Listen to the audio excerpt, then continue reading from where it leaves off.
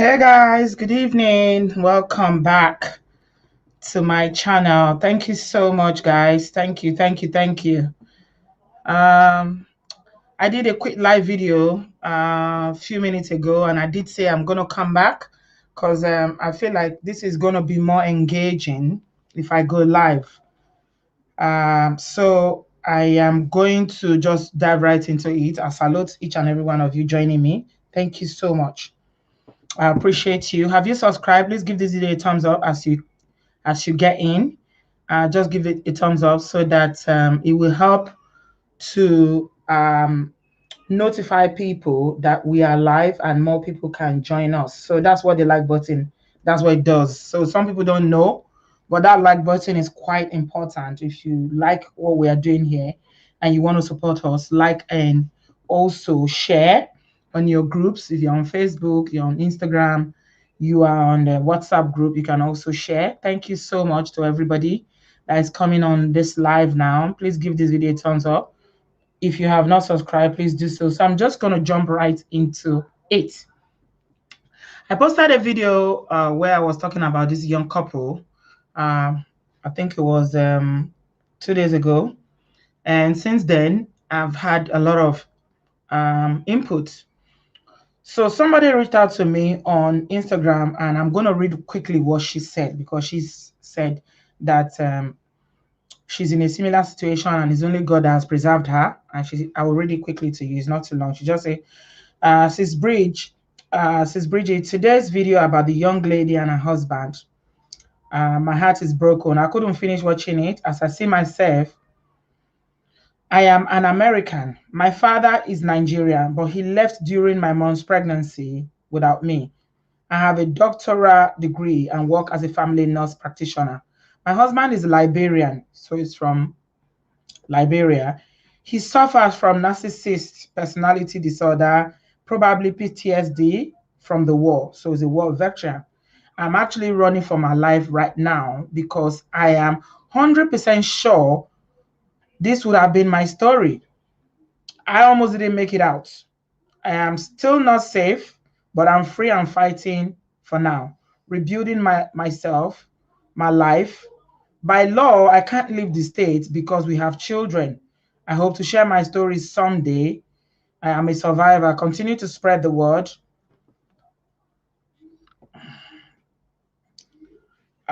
She said, continue to spread the word. I suffered for many years without recognizing the signs.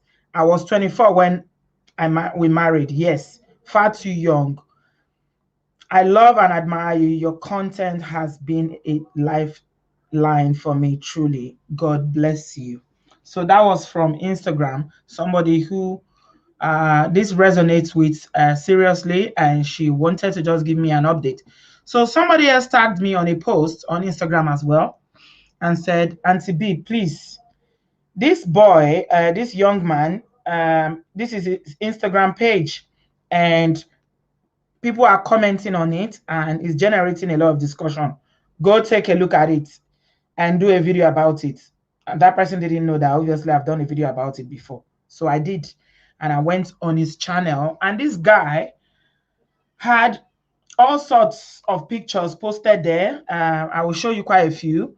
And from there, I learned that they got married 2 months ago. That's them. That's the couple. They got married. The young lady is actually, she's an African-American woman. And he also was born and raised in the US. The parents are Nigeria. They are in Nigeria, but he was born and raised in the US. And I will come to it later what the sister said to me, because she had some issue about how Nigerian vlogs are talking about it, trying to take the narrative and change it. And for some reason, she was particularly concerned about the fact that we kept calling him Nigerian, which I found very, very awkward. She kept saying, why are we calling him Nigerian? He's African-American, he's African-American. In my mind, I was like, this man has just basically fired your sister and himself and your mom, and you are worried about how we classify him, whether we classify him as African-American or classify him as Nigerian. So because he was born in the US and he grew up in the US, does that take his identity from him as a Nigerian? Where are his parents from? So, I mean, that was a conversation I didn't want to get into anyway. So I said to her, I say, I know you are hurting. My condolences to your family, because I did reach out to one of the sisters and she wasn't willing to say much. And she was saying that, Nigerian blogs want to, they want to profit from the matter. And, I tried to explain to her that it's not like that. We're all learning, and this is all about learning and, people learning from the experience of the how it is unfortunate what happened, but it can still be a learning curve for others.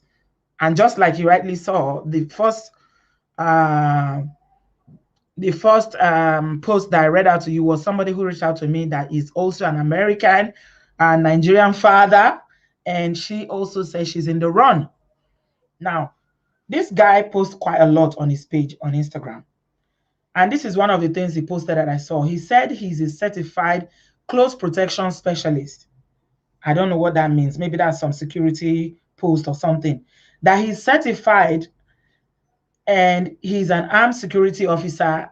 He said he's a law enforcement academy graduate and is licensed and certified license to carry in 30 states in the US, 30 plus states in the US. So I think is into some sort of security business or something like that. You guys let me know if you understand what he meant by what he was saying there, that he's a closed is a certified law enforcement academy graduate. I don't know if I don't think he's a police person. He's not a policeman. He's just said, I'm a certified armed security officer. So that means, it basically means that he's certified to provide like private security to people or something. That's my understanding of it. If you have a different understanding of it, please let me know in the comment section.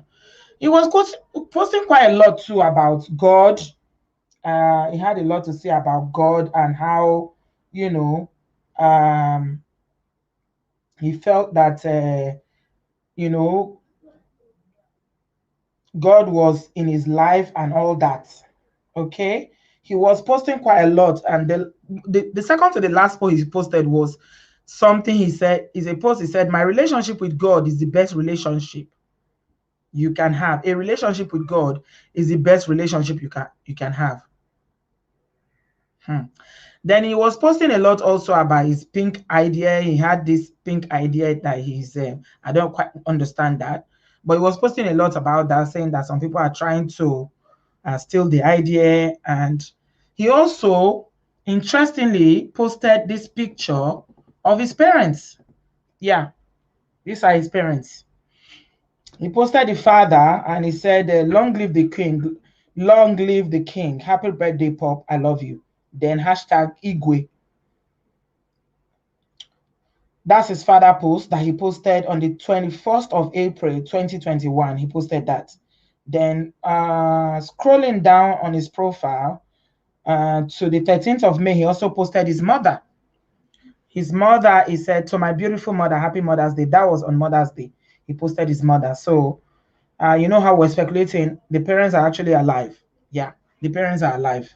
Unfortunately, they are alive to witness this, and I cannot even imagine the horror of this whole episode, what it means for a grown child or a grown-up son who you think, okay, you've managed to raise them, they are adults now, they are living their own lives, and this is how, it turns out. It's really, really heartbreaking. So for those of you who don't know what I'm talking about, this is this initial story I did 2 days ago. For some reason, YouTube did not monetize that video. It's got 20,000 views now, and YouTube never monetized it. I don't know why. They didn't monetize it. So if you see that $sign on the side of this chat, please feel free to use it. You can bless us by using that super chat, because this is how you can support our channel. Because this is the thing that will go through on YouTube. You stay here, you collect information, you do research, do so many things to bring these stories so that we can all learn. And then the owner of the platform take their own decision, and there's nothing, absolutely nothing we can do about it. So please use the super chats. I will appreciate that very much. So this is the initial story. This is the young man there in the middle of Nigerian heritage, lives in the US. That's the mother-in-law there on the left hand, and that's the young wife on my right hand. They've been married for only 2 months. This is where I've come to find out that they've been married for only 2 months. And what happened that I reported in that video that I posted on Friday was that they were separated, they were estranged from each other, and she was now living with her mother. And this, the husband went to the house to go and meet her, where she was staying with her mother, by her mother, eventually by himself. 3 people at once. What was the issue? We didn't know what was happening. But like I said, there's always a lot that goes on. Yeah, there's a lot that goes on. Somebody said he's African American. She's sparing Nigerians from a bad image. This is because when such reports happen, they are quick to mention the place of the parents. They are quick to mention the place. You should see my chat with her. And this is this young woman's sister, I'm telling you. She's a biological sister, actually. I don't think it was because she wanted to spare Nigeria. She was just angry that people are trying to say that the sister is Nigeria or something. I don't know. Maybe she saw it somewhere on Nigerian blogs, somewhere on Instagram that they said she's Nigerian. I don't know. I know they called him Nigerian. And she was not happy with that. She said, he's not Nigerian. He's basically American. He's American. Doesn't matter. I don't know whether it matters, my people. For me, that's completely irrelevant in this narrative. Completely not relevant at all. Whether he's Nigerian or he's African or he's not African, he's African American. I don't think that's the cocoa of this discussion. That's not important. Yeah, so she was basically saying, oh, we should stop calling him Nigerian. He's not Nigerian. Say, okay, oh, whatever you say. If you say he's not Nigerian, okay, that's not the point. Okay, let me get on, guys. I have quite a lot to cover. So this is what happened. These 3 people under 1 minute because of anger and disagreement, marriage issues, all of them. Bye. 3 people just deleted all at once. He was the one that was responsible. He was the one that went to her mother's to the house where she was staying with the mom. Yeah, she was the one. Now, this is what happens. Before then, you can see that, you know, they are all over the place. They are all over the place.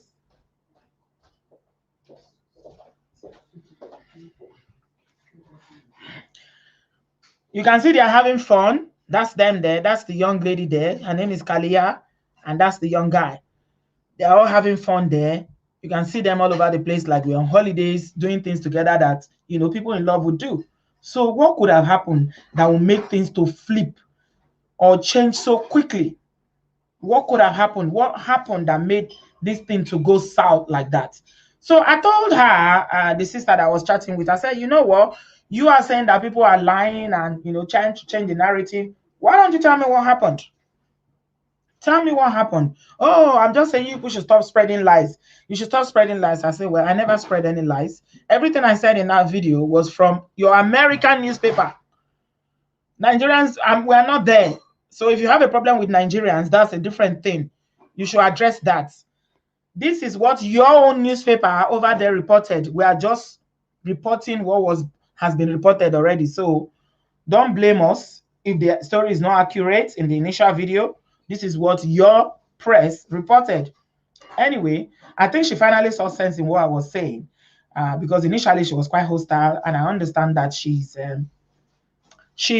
grieving. It's not easy losing your sister and losing your mom. Is quite devastating. I'm quite shocked that they're even on social media, you know, seeing posts, because there was a lot of fighting going on the guy's Instagram handle. The guy's Instagram handle, the last post he posted, there was a lot of, you know, comment banter going on. They are abusing each other basically because one Uyibo girl went there and said that that she was cheating, allegedly, that they said the young girl was cheating with a neighbor. And somebody said, if she was cheating, why didn't he have the courage to go and make the man that she was cheating with? Why does he have to be the woman and the mother that he will go and meet and off both of them. So that was the conversation there, and the family members were all there fighting the person that made that comment. And I checked the profile of the person that made the comment, a white young girl. Anyway, let me move on. So eventually we were going up back and forth in my DM, and then she finally said to me that all I can ask is that you do not spread lies. That man was abusive, and she was suffering in silence for so long. They are African American, and he was American born and raised, but his parents were Nigerian. He met her online and manipulated her. That's all we can give you. He met her online and manipulated her. That's all we can give you. That's what the sister said. This is the blood sister of this young lady. She said that's all she can give me. Then I just, I gave her my condolence, and I said that I pray that God will uphold the family. What happened to them is a tragedy. Nobody prays that even their enemy should experience something so devastating in one day. The young lady is only 23 years old. Yeah. And when I did that video, I remember somebody was saying, one comment there was saying that, Auntie B, you are saying that she was too young to get married. Me, I'm 23, and I'm already engaged. I'm getting married soon.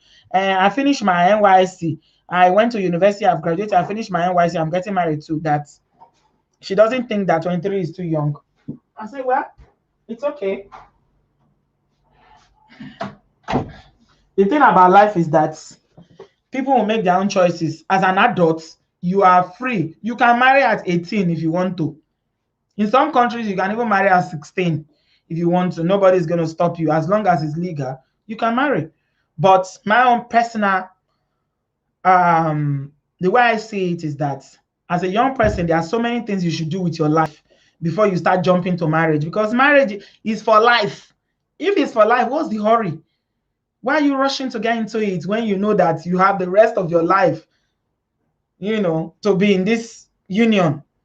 What's the rush? Young people, the way I say it, I will advise you, explore, get to know yourself, do things that you might not be able to do when you get married. Travel, learn a new language, meet people in real life, do things, learn a new skill, travel, backpack, like Oyibo people would do. They will backpack from one country to the whole world. They travel the whole world.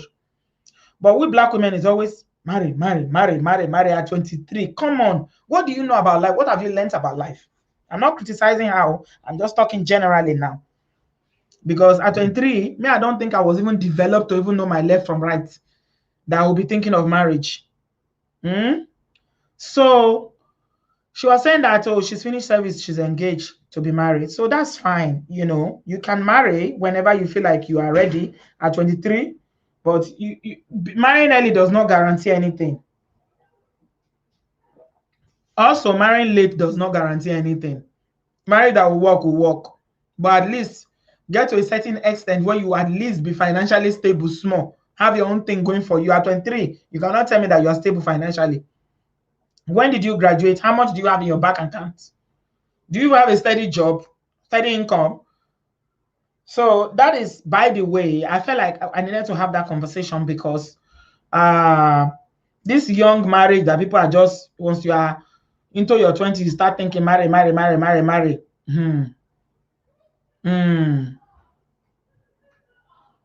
Yeah. Nikki is saying something here. Looking at your comment section. See, Nikki is saying, when you get married later in life, you tend to have a more mature view of what relationship should be like. You also value the covenant of what marriage entails. Also, you know who you are by then. God bless you. Absolutely, I agree with you. I'm going to share my link. If people want to join me this time around, I am happy to have you. I didn't show my face today for the first time on this live stream, but if you want to show your face, that's fine. If you don't want to show your face, but you've got something to say, then please use the link and join me. Come into the studio. The conversation is around, what can we take away from this? Why is this happening? Why do we need to stop this from happening so that it doesn't happen anymore? Why are men buying their wives? Black men, Nigerian men. Why? Why are they buying their wife? Why are they deleting their wife and themselves in the US? What is going on in the obodooyinbo? Not only US, it happened here in the UK as well. everywhere in Obodoyibo. Why is this happening? And what can we do to stop it? What are the steps that we can take? So the family member talked about DV in the relationship. She said that they met online. And I did a video a couple of days ago. I did a video a few days ago where we were talking about meeting people online. It was quite an interesting video. If you haven't seen that video where we're talking about this, is a young man as well, 18 years old, born to Nigerian parents in the US, that was also involved in that incident. And his own is even worse because he even by the Oyibo man and they met online. We had a very long conversation around meeting people these days, what it means. You know, when you go online, you meet people, you meet them and things like that. Now, the sister here, this Kalia sister, is saying that they met online and he manipulated her and that there was DV in the relationship. Yeah. So please, yeah, I've got somebody. I've got EC. I'm going to add EC now so we can talk a little bit more about this. Hi, EC. Good afternoon, ma'am. Afternoon, my dear. How are you? I'm good. I decided to join because you were talking about age for marriage. Right, Um, is it's actually a pity that most young people don't really know what marriage is all about. right. I'm going to speak for myself. I started having suitors coming for my hand in marriage when I was 18. And then I was still in the university. I graduated very early at age 20. I've already graduated. And I remember somebody coming, I really liked him, and I had to go and meet my pastor then because I was really close to my pastor. And he asked me a question: have you made your first salary? I was wondering where that question was coming from. And he Mm-hmm. asked me, how well do you know yourself? If something happens to you, how well can you manage your emotions? Hmm. And here was I thinking, I'm a big girl. I'm already in law school and I will soon be graduating. So what else do I want?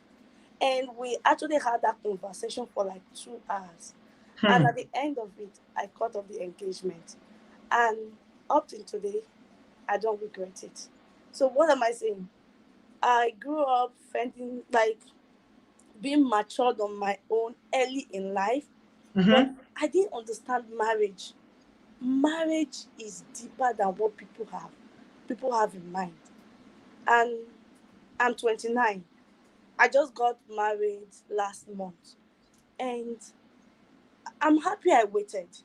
I'm Hmm. happy I made my own choice. I knew the kind of man I wanted to settle down with. I'm happy that I was able to know I was able to have my own income Hmm. because I dated.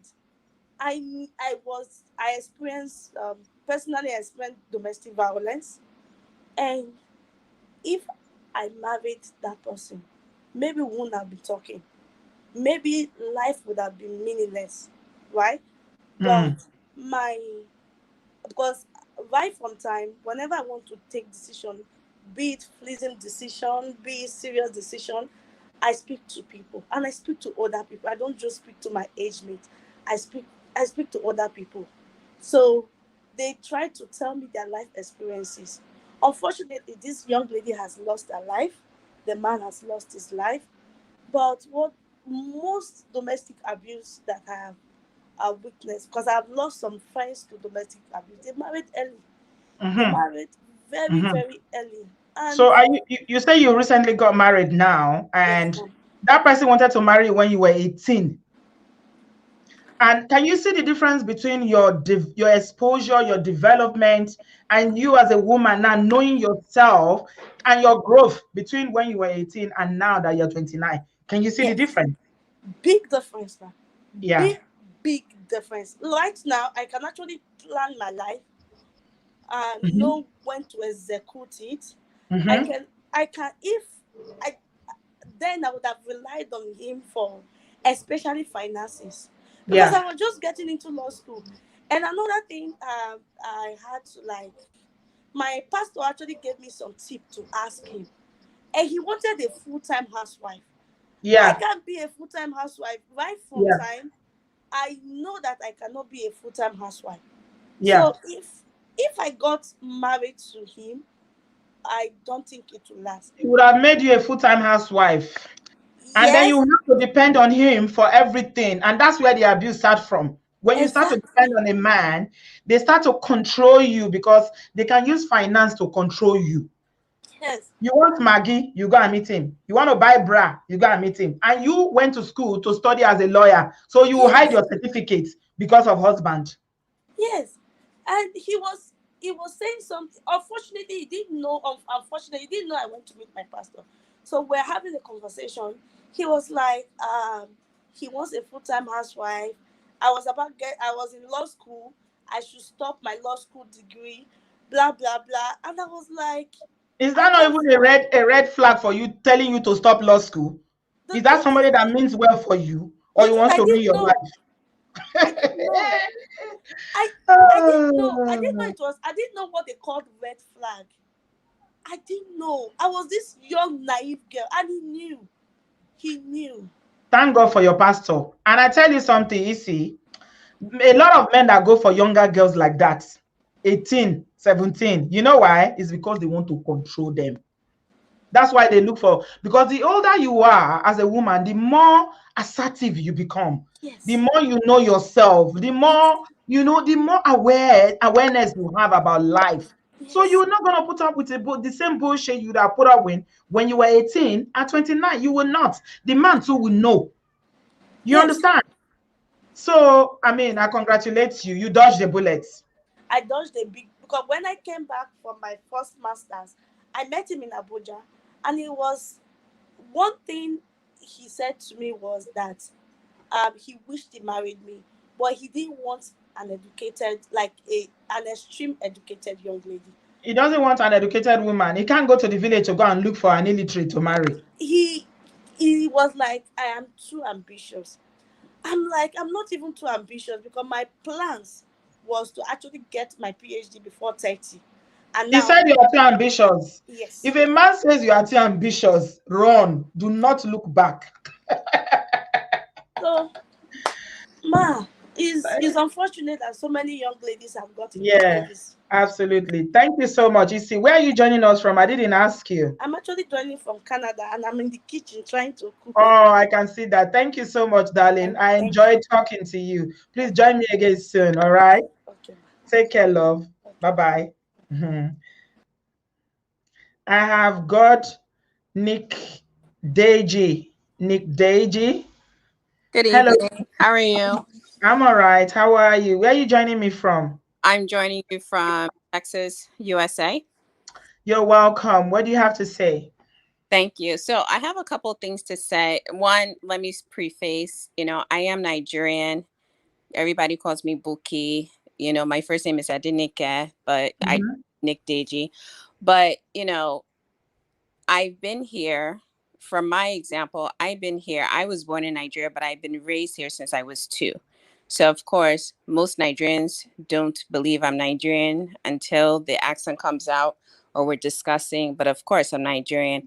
But going back to what the sister said, whether or not you're born here or there, whatever, once you have Nigerian parents, you're Nigerian by I default. wonder. I just wonder. How is It that does. even happening? So, Because because my children were born here, does that make them not Nigerian? absolutely not. We have both sides of the coin. So, I have of course my parents raised me as a Nigerian, but I also have an American perspective.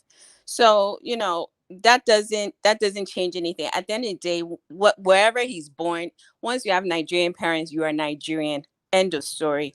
Then Yeah. the other thing I agree with you about, waiting. I know in Nigeria it's very common that people get married very early, like early 20s, 2021, even before they finish university. By the time they finish university, if their chance to go, they will get married. Whereas in the US, by the time most of us graduate, if we go to university, we're done by 22. Then you want to start your career. That one would take about, by the time you find your footing, 4 or 5 years, you're looking at 27. Yeah. 28. So you, Yeah. on average, you don't really see people getting married until they're like close to 30 or early 30s. And Yeah. at least by then, you would have already not only have your education, you Mm-hmm. kind of figure out who you are as a person. You would have been dating, you know Yeah. what you like, what you don't like, you know what your expectations are for your partner. And you don't, and there's no rush, we don't have the same kind of societal demands like back in Nigeria, whereas for example, the man may be educated, you may not be educated, he's the breadwinner, so you're looking for somebody to take care for you, to provide for you, all that. Whereas here, as a woman, you have the right to get an education. We have resources available. If you can't afford, there's loans, there's so many things available. You do your education, you get your job, you can sustain yourself, you can be independent, you don't Yeah. need or have to rely on a man. So Right. because of that, that opportunity, most women, if they find, nice. If they don't find, could see problem, because they can carry themselves, they can take care of themselves. Yeah. So by the time you decide you're ready for marriage, it's something you have thought about, it's something you have really studied. You have said, okay, I know what I'm willing to accept. You have your standards and you're willing to go for it, but you have a mature mindset and you're also not willing to tolerate nonsense that will Yeah. present itself. Yeah. It's quite unfortunate this man took her life and the life of her mother, because like I said in my comment, marriage is not by fire, by force. if Yeah. if it's not working, because sometimes people will only show you the good parts of them, or they will even pretend, they will pretend to be something that they're not. And, Mm-hmm. for the sister to say, okay, maybe he manipulated her. Yeah, I can believe it, because guys, both men and women, they do pretend. They pretend to be perfect. They pretend to, be loving, be kind, be romantic. And then after they have collected the certificate to say, I'm your husband, you will now see their true colors come out. And Yeah. maybe that's what she witnessed. And Yeah. it's unfortunate she didn't just go, if she was suffering from abuse, go to the police, file a police report, get a restraining order, and depend, and especially for somebody that's already allowed to carry weapons, Yeah. he has a license, who has this Yeah. kind of training, who has this Mm-hmm. kind of enforcement background, who knows how Yeah. to fight. That makes him very dangerous. And Very, had she very. communicated that with the police, they Mm-hmm. probably would have done better and protected her, and they would have never told her to go to a family member that the person would know where to find you. Normally with people in those kind of situations, they would tell you to go far away, or go Yeah. to a family member he doesn't know, or a cousin, or maybe even out of the state, even if it's just for a temporary time, just to Yes. let emotions and that fire to quench down a bit as they start pursuing the thing in court. you Yeah. know and usually when, if let's say she was considering divorcing him, even in the court, when you go for divorce, they will even ask you, are do you is there any domestic violence in this marriage? Or do Yeah. you feel safe? Do you want him to have your information? And if you say no, there's domestic violence, they will say, okay, strike her address, strike. They will make sure to protect you, because now it's on record.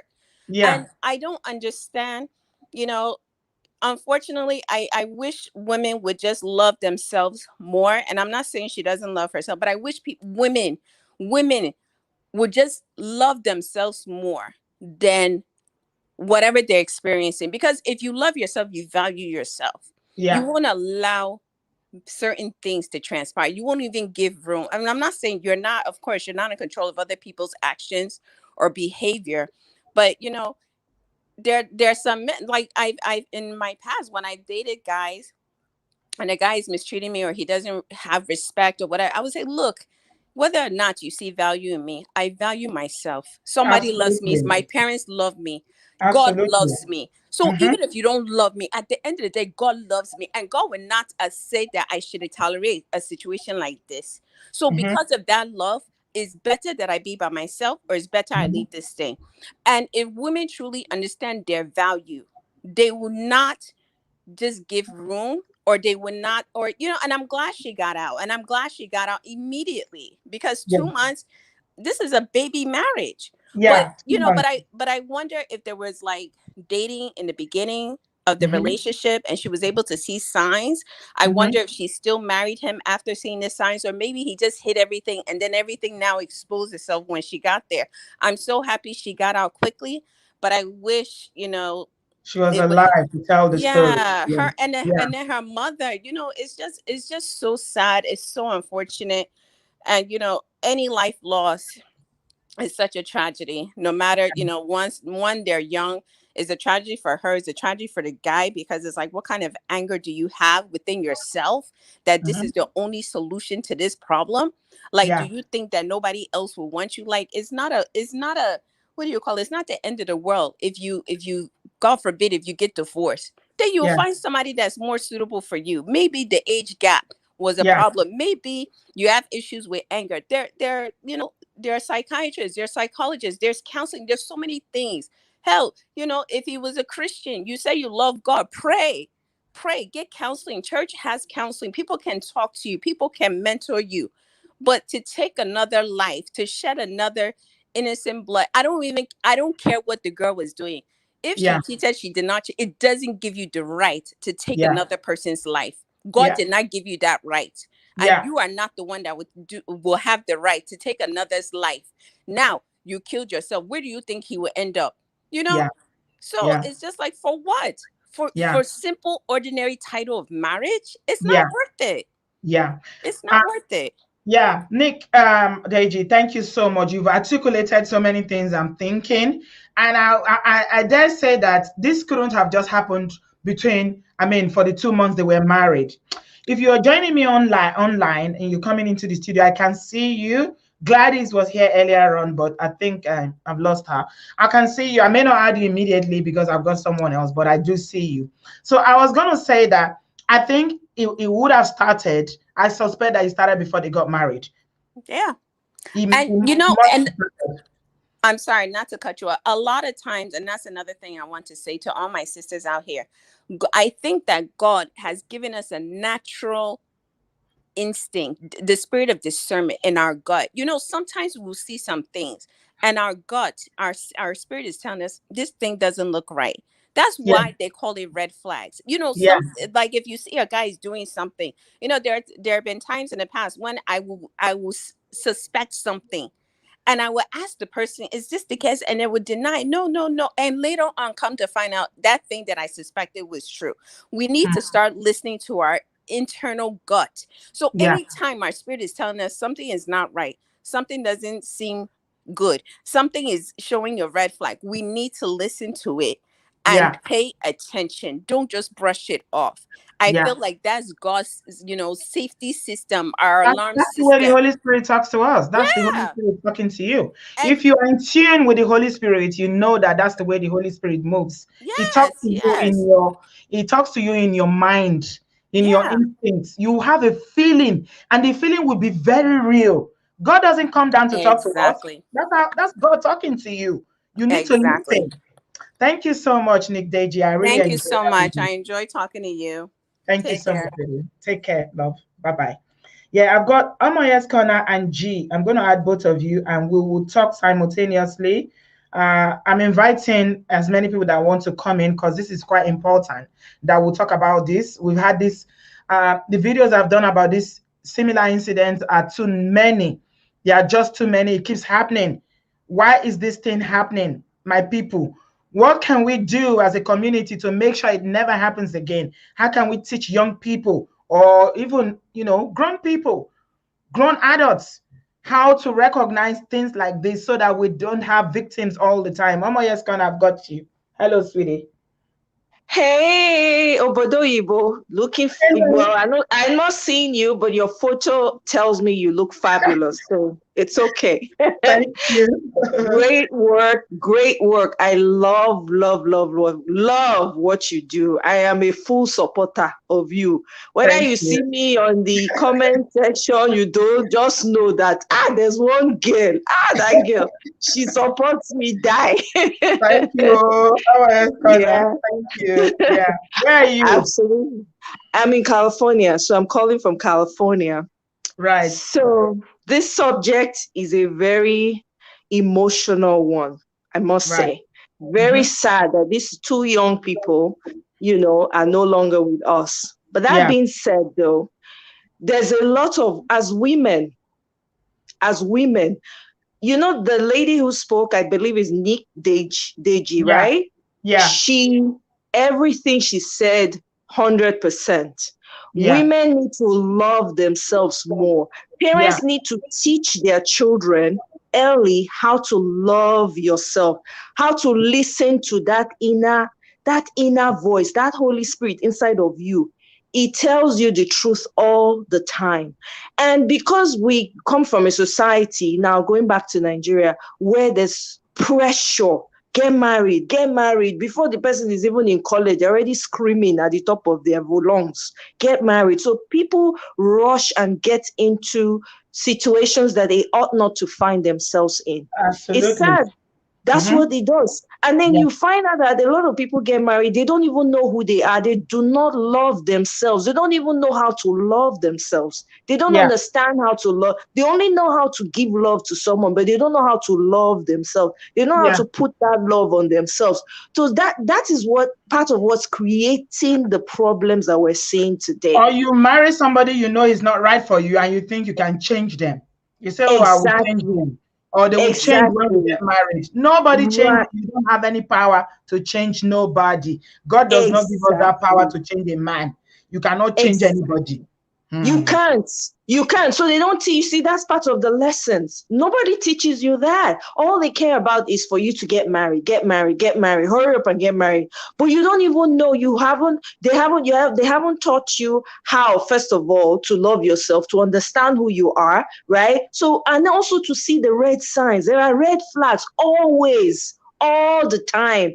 The red flags are always there, but people miss it. The people who say, oh, I can marry anybody. I'm a woman. I can marry and I can, be the type of woman any man wants to have. That's not possible. But Hmm. when you come from a society like that puts so much, they put the priorities high. In Nigeria, if you're not married, you're nothing. You're Yeah. considered nothing. You can be Yeah. standing with your friend who is married. They will not even look at you. It is Yeah. the person that is married to that. They will give that person respect. Madam, you that are Yeah. single, they will just toss you to one corner. Yeah. So when you have a society like that and a mindset like that, Mhm. because Mhm. there are Nigerian parents here with that mindset, so they're the ones who are running through their children's minds. You have to be married, or don't think that because you're in America, you have to get married, or they will talk and force those children. Now, when Mhm. the men come, you will ignore all the red signs, all Yeah. of it. You will Yeah. ignore Yeah. because you want to have a wedding, you want to get Yeah. married, you Yeah. want everybody to see that you're married. That is what's causing most of the problems we Yeah. have. So Yeah. we need to teach, we need to train ourselves and train our children. And like Nick Deji said correctly, you have to be independent. You gotta Mhm. make your own money. You Yeah. have to, because there are no guarantees. We've seen cases of, people getting married after years of being married, they decide they don't want to be together. And then the Yeah. woman is left with nothing. Yeah. Absolutely nothing. Yeah. It keeps happening. Even in these modern times, it's still happening. Yeah. Thank So you the so marriage, much, Omoye. Yeah. absolutely. Thank you. Thank You you. made Thank so you. Let many me good leave points. you. Yeah, I've got other Yeah, people. Let me add other people. Thank you. Thank you, dear. absolutely. Thank Yeah. you. Great show. All right. Take care. I've got real life happiness. I'm going to add real life happiness now. I can see you, M. Ada. Please bear with me. Let me talk to real life happiness. Hello. Hi. Oh my God, Hello. here with Tracy. Yeah, you are. Oh.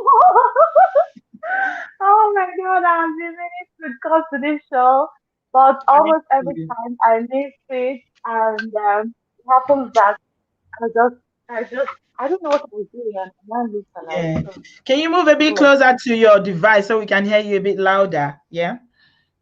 okay. Yeah, that's better. Thank you. Real life happens. Where are you joining us from?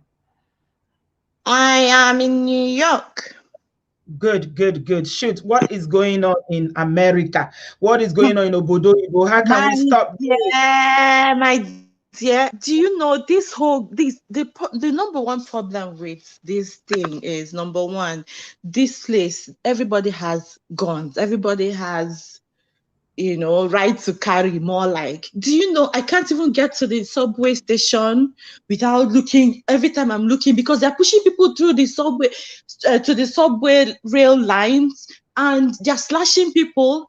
In fact, I don't know if it's that the mental states of people these days are not Yeah. in The order. pandemic has really is It really, is crazy. Black people are naturally more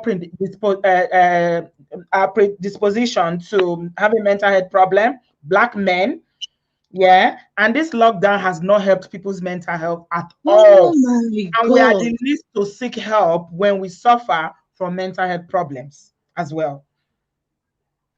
Wow.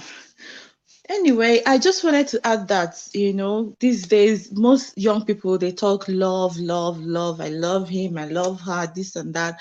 Yeah, Personally, I don't believe love is just enough. yeah, It is not enough. Oh, that love to me, I just feel it's some people say, okay, there is a decision. You decide that you're going to love this person. But some people see it as feelings, butterflies in the stomach that just mhm. disappear. By the time life happens, by Mhm. the time you enter this marriage thing and life starts happening to you, you will not remember that love. Oh. It will just disappear from your eyes. Not today, nobody Hey, love. Not today. Which one will they never love before? That Romeo and Juliet. How Romeo and Juliet they end up? They don't hey, end up well. They didn't end up well, my dear. I tell people to go and watch Pastor Kingsley Okonkwo. That is the latest person that me have found that is talking sense about relationships. I said yeah, it in my the video I did. I think it was that same video I did on Friday, and a lot of people were saying, "How can I be sending people to pastors with everything that's happening?" That man knows what he's talking about when it comes to relationship. Please watch yeah, his video. He's teaching people what they need to look out for in marriages before you even choose a life yeah, partner. And if you're already in a bad one, how you can survive yeah. it, and if you need to get out, how you can get out safely. He is really, really helping a lot of people. So we need to keep teaching that marriage is good, it's beautiful when you get it right, but a lot of Yes, people are yes, getting it yes, wrong. of course. Yeah, Then on the matter of this whole independence thing, you know how this abroad life will just make somebody you are what you are in Nigeria and you come abroad and you just go down to the lowest level and start climbing up again. yeah, So I know that, and definitely when you get married newly and you come in and you start having kids, you now start dealing with kids and childcare matter, which is a story for another day. yeah, So I have a friend of mine that is a doctor. She trained in Nigeria, became a doctor, and came over to America. And now she has like two kids. But because of that, her mother is late and she can't bring her mother to help her with childcare, and the cost of childcare is so high. So right now she's not independent. She's at yeah. home watching kids. So what do you tell this kind of person? Because now uh she's so demoralized, as in, Yeah, her yeah. mates in Nigeria are consultants now, and she's just That's like another thing that young people don't consider. Marriage is not just marriage. When you marry, other things follow. When you start to have a baby, there are so many things. Your life is not your own anymore. Your life is now for those children. Yeah, that's why we are talking about coming to a place of stability before you start thinking of marriage. Get to a place where you can even, fend for yourself before you start jumping into marriage, all in the name of marriage. Yeah. remember, she was fending for Mhm. herself. I understand what you're saying, but in this case I'm talking about, she was already fending for herself back in Nigeria Yes. until But she she got just came married, abroad. traveled. Yes, no, so now she's more like, okay, she tried to get some low level medical jobs. They can't even The pay for husband the not here, classes. not there with her in the US. He's there now, but he's carrying the whole other family matters. So he actually needed her to get something doing, but it's not working. Yeah, but when you are married, I mean, you have to always juggle childcare. You have to manage it together. So that's why having children as well is something that you need to plan. Considering your situation, you don't just have children, especially in this abroad, because you want to. They have to juggle it. They've got to juggle it, and both of them have to juggle it. That's the only way. Anyway, thanks a lot. Real life happens for joining me. Thank And you. yeah, I'll speak to you again very soon. I hope. Thank you. Bye. Bye bye. I've got Miracle. Miracle is here. Hello, Miracle. Can you hear me? Yes, I can hear you, man. Oh, we got a man. I'm so glad. Hi. I'm fine. I'm calling from Texas, USA. Thank you so much. Can you give us a male perspective of these issues, please? Yes, I agree with everything what my sisters are saying, Mm-hmm. but there's something I want to throw in real quick. I think Right. the African community is not taking mental health seriously, because if you think about this whole situation, this is not the first time it's happening. It No. happened even with the older people, like the Yeah. doctor from Sugarland and his wife, you know. So Yeah. I think mental health is a very big issue we don't take serious. Yeah. When something happens, we always want to blame it on demons, witches, and all that stuff. So I Yeah. came to the United States when I was like 20 plus, right? I got married early. So did I learn from my previous marriage? I did. You understand? The another thing men need to learn to do is to walk away. You Yeah. understand? When something is not working, learn how to walk away. And it's not everybody that have that attitude. You Yeah. know, the mental health is something everybody can control, and we Yeah. all have it. So when Yeah. you get to a certain point, some people don't know how to control it. They just go to the extreme and do some Yeah. dumb stuff, you know. So that's what I want to put in there. So it's Thank all you very about much. How can men we are equal. encourage men to take their mental health seriously? What Just can find we somebody, do? yeah, find somebody that always listens to you to talk to. Everybody need that very person, you know. By the time you get in that state, you need somebody to talk to, the right person. And Yeah. so you have to find that person. Like me, I have a brother here. Yeah. So whenever anything goes wrong with me, I talk to him. Whenever anything goes wrong with him, he talks to me, you know. So you have to find that very person that can listen to you, your pastor, your friend, wherever, you know. So mental health is a very big issue. We should take it seriously. Yeah, absolutely. Thank you so much, Miracle. It's good Thank, to have a male's perspective because we usually have a lot of women, and it's always good to hear from the other gender as well. thank you very Thanks for much. joining us. Yeah. Thanks to Gorgeous Nubian for that contribution. I appreciate that. Super chat. Thank you very much, guys. Use the super chats. This work is not easy. So I've got a text message. Someone was trying to call me just now. Please call back. I was in the middle of talking to the people that are joining the live stream and could not take that call. Somebody sent a message on WhatsApp. I'm going to read it to you. Oh, I think it's the same person that was calling. She said, "Good evening, Obodooyinbo. Thank you for addressing and educating us with your platform." Yeah, I'm going to take it. Hold on. I'm just reading. Okay, let me just take it. I think it's the same person. Right. Hello. Hi, Auntie B. Hello. Good evening. Good evening. Good evening, everyone. I'm calling from Connecticut. It's close to New York. Right. Yeah. What do you have to So say? what I have to say is I married young. So coming from Nigeria, I never knew what counseling was. So before I got married, luckily my husband had a job that paid for counseling as well, like mental health and all those things. So we had counseling before our wedding. So during that counseling, I figured what I was all about. Who am I? Because most of times, we in Nigeria, we have a lot of trauma that hasn't been healed. Yeah. In one way or another. And then we bring up kids here with the same trauma. We are raising kids with the same trauma. First of all, it's all about controlling your emotions. Right. When you control your emotions, you're able to think logically. You're able to think to yourself, maybe this thing is not working out. This is what we need to do. And then when you have when you have counseling in marriage, it's kind of like every 2 years, let's revisit our relationship. Right. What is going on? Yeah. You know, do we continue to move on? And then also having that counseling also is a third person who is not related to you or your spouse. Yeah. So this is somebody else's point of view of you and your spouse. And we don't have that. Even to have a relative like a parent who will call you and say, how is your marriage? Keep your wife and children happy. You know, they are the only ones you have. We don't have that. We don't have that support. Yeah. So, and then couple that with Western world, mostly here in America. I tell you, when I married young, I let my husband move on his career and everything.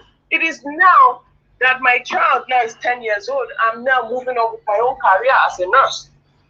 So now what I do is I work 12 hours and then he works in the daytime. So we are able to see each other and still, you know, have time for the family as well. Yeah. So my issue is, you know, we Nigerians have to, counseling is very, very important. We have to educate ourselves. Yeah. There's nothing wrong with it. But here, when they hear counseling, they said you have mental. Yeah. Crazy. Yeah. You know, and that is a stigma that needs to be addressed. Yeah. Wherever we all are. Yeah. And if we are able to address it, we are going to become better people that are healed. Yeah. As well. And having a comfortable living with our spouses and ourselves as well. That's all I wanted to add. Thank you so much, sis. Thank you. I appreciate your contribution. Thank you. Yeah. Thank you. So I've got a few people waiting. Common Sense Sister is there. Hold on, Common Sense Sister. I've got AZ because I told I was hoping to get more male perspective. I will come to you. Let me add AZ. AZ, are you there?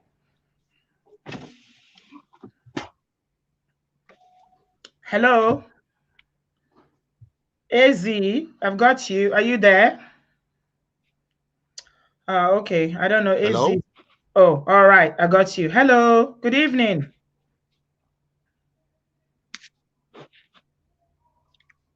I can hear you. Yeah, I can hear you, AZ. Go ahead.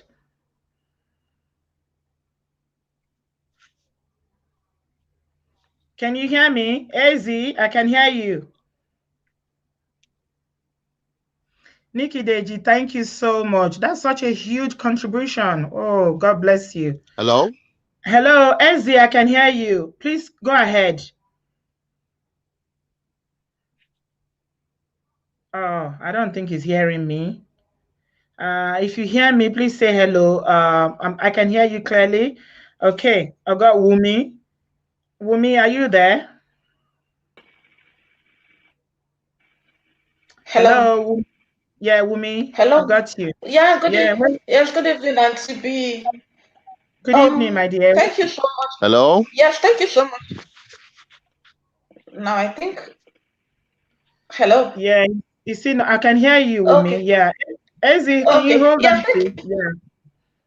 Go on, Wumi. Yeah, thank you so much, Auntie B. Yeah, thank you so much, Auntie B. This is really, it's enlightening and it's really informative. There's a whole lot going on in the world right now when it comes to mental health issues. But mine is more of a question than a comment, you know, because I got into a discussion with someone, you know, who told me the most difficult thing to argue about in life is between sanity and insanity.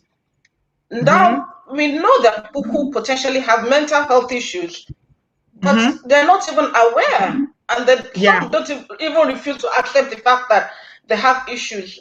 How do you then, you know, encourage this kind of people to get help or to seek help? Yeah, especially men. Especially men. Yeah, you know, how did I get to know this? I work, I'm a health informatician, so, you know, I in the country where I am, you know, we develop all these mental health applications, and then we realized that women actually report mental health issues more than men. So we have, you know, we have a situation where men actually keep a lot to themselves. So how do you encourage men to seek help more? That's one question. And then, you know, sometimes I tend to disagree with people. I tend to disagree with people who say that that people don't change. That women should have noticed the red flags in certain relationships before getting into marriage. But then I think personally that situations change people. There's some hidden bits in people that may not even be. May not be seen until something triggers it, and what will trigger it is what many people don't know. Yeah. So that's my own little, more of a question than a contribution, and to me. Thank you very much, Wumi. So I've got a man Yes, here. I'm going to put that question to him. So thank you. I've got Az. Az, I can hear you. Can you speak, please? Because we have you online. We can hear you, but you are not speaking. Okay, he's connected again. I think he's having some problem with his device because he keeps telling me that. Okay, let's see. I don't. Do you? Oh, okay. I can hear you now. Yeah, All right. Thank you, madam. Thank you, madam. I'm so happy to talk to you today. I'm a fan of yours. Thank you so much. Where are you joining us from, Az? I'm joining from United States in Chicago. You're welcome. Yeah. My own opinion is going to be a little different, maybe because I'm a man. I was watching yesterday when you started this program, and I left some comments, but I know it won't go well with a lot of people because I want to balance it up. No, we are open. We are open to diverse opinions. Yeah. You know, as a man, first of all, I want to condemn what the guy has done. It's very, very immature, and we shouldn't be losing lives like that. We shouldn't be losing lives in any way. Yeah. You understand? But what I want to say is, I want to go to the side of the women right now because as I know you as a mother, I don't know if you have male child, but for a lot of women, especially older women, that are grandparents right now, will understand what I want to say. Right. For women that have boys as children. Yeah, I have boys, by the way. I've got boys. Yeah. For women that have boys as children and whose children are already married with kids or without kids but have a wife, I'm very sure most mothers knew or know what their children are going through. I mean, their male children go through with their wives. Right. Women in that situation or in that category will understand what I want to say. Right. What I want to say right now is there are a lot of emotional stress caused by women in marriages to men. Right. Most of these emotional stress are killing in nature. Are killing in nature. When I say are killing in nature, if some men are not man enough, they can even take their lives. Can you give us an example of what you mean by emotional stress? Okay, I'll give you one example. One very typical and understandable example. Yeah. You know, men that gives all their all to a woman. I don't want to talk about financial assistance. Let's talk parallel situation whereby the woman is okay, the man is okay, they're having a good life. Yes. But there's a lot of women that does a lot of emotional stuff to their men. Right. And you know, men in their nature don't talk out. Yes. Unlike women that used to talk out. I'll just divert it to a little to something I heard about Lagos State. Lagos State came out to say that most men experiences DV. I'm using your term this time around. DV. Yeah. Domestic violence. And they have a commission in Lagos whereby people come to report domestic violence. And the commissioner said that they have a very high volume of men coming to report their wives about domestic violence. But people don't know. So let me come back to our discussion. So what I'm saying right now is because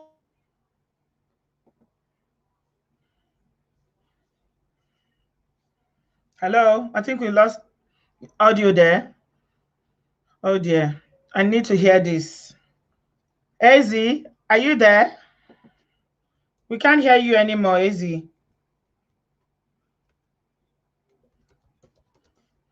Uh-oh. Guys, I think we may have lost AZ again. AZ, please, if you can hear me, can you try and connect again? I really, really want to hear the point that you are making. You're talking from a male perspective, and we really want... Are you still hearing me, ma'am? Are you still hearing me? I didn't hear you for the past few seconds, but you were going to give us an example. Yeah. I'm going to give you an example. Let me give you an example. Okay. Let me tell you when a man has given his all to a woman. Right. And some women don't come from a good home, and they don't behave well, and their spouse or their husband stick to them, try to want to work things out. And take, for example, a man has a wife who is promiscuous. Yeah. And this woman, he found out that this woman maybe is sleeping with somebody he knows, maybe a close friend or a family member or somebody out there. Yeah. And he tries to work it out because he doesn't want to lose her. Try, stuff like that, and some other stuff that comes from infidelity. Because so your example is relating to having extramarital affair. Yes. Right. We men, most times when a man's wife is having extramarital affairs, men are always very shameful, very ashamed to tell somebody, say it out. This is what my wife is going through. And that's why a lot of people don't know women does things like that. Yeah. You understand? That is just one example. Right. And there's a lot of other examples. I would not want to say that here because you have some other callers. Yeah. Because of all this emotional stress, some men can carry it. Yes. You understand? So I'm just saying this for you to help us spread it out there. Let women know stuff that can happen through them that could make a man do stuff like that. Yeah. It's not always a man's fault. Yeah. For men who can hold their anger or who can hold their emotions, some stuff like that will happen. Right. I don't pray such things happen, but I just want to have a balance. You understand? Okay. I want to have a balance, and I know you are very, very reasonable woman. You come up with good stuff. I just want you to spread it out to women. Yeah. Don't do stuff that will get your man into emotional situations.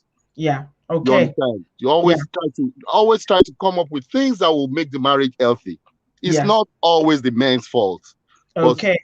But I condemn a man who can hold on to, who can control his emotions. If you know your wife is doing stuff like that, get out of the marriage. Yeah. Walk away. Get the hell out of the marriage. Yeah. You understand? Okay. So that's just my contribution. I just want you to know that, and let some of your followers know that, hey, not every time is a man's fault. Yeah. Okay. But it's always the man's fault when he can't control his emotions. That's why we are men. Yeah.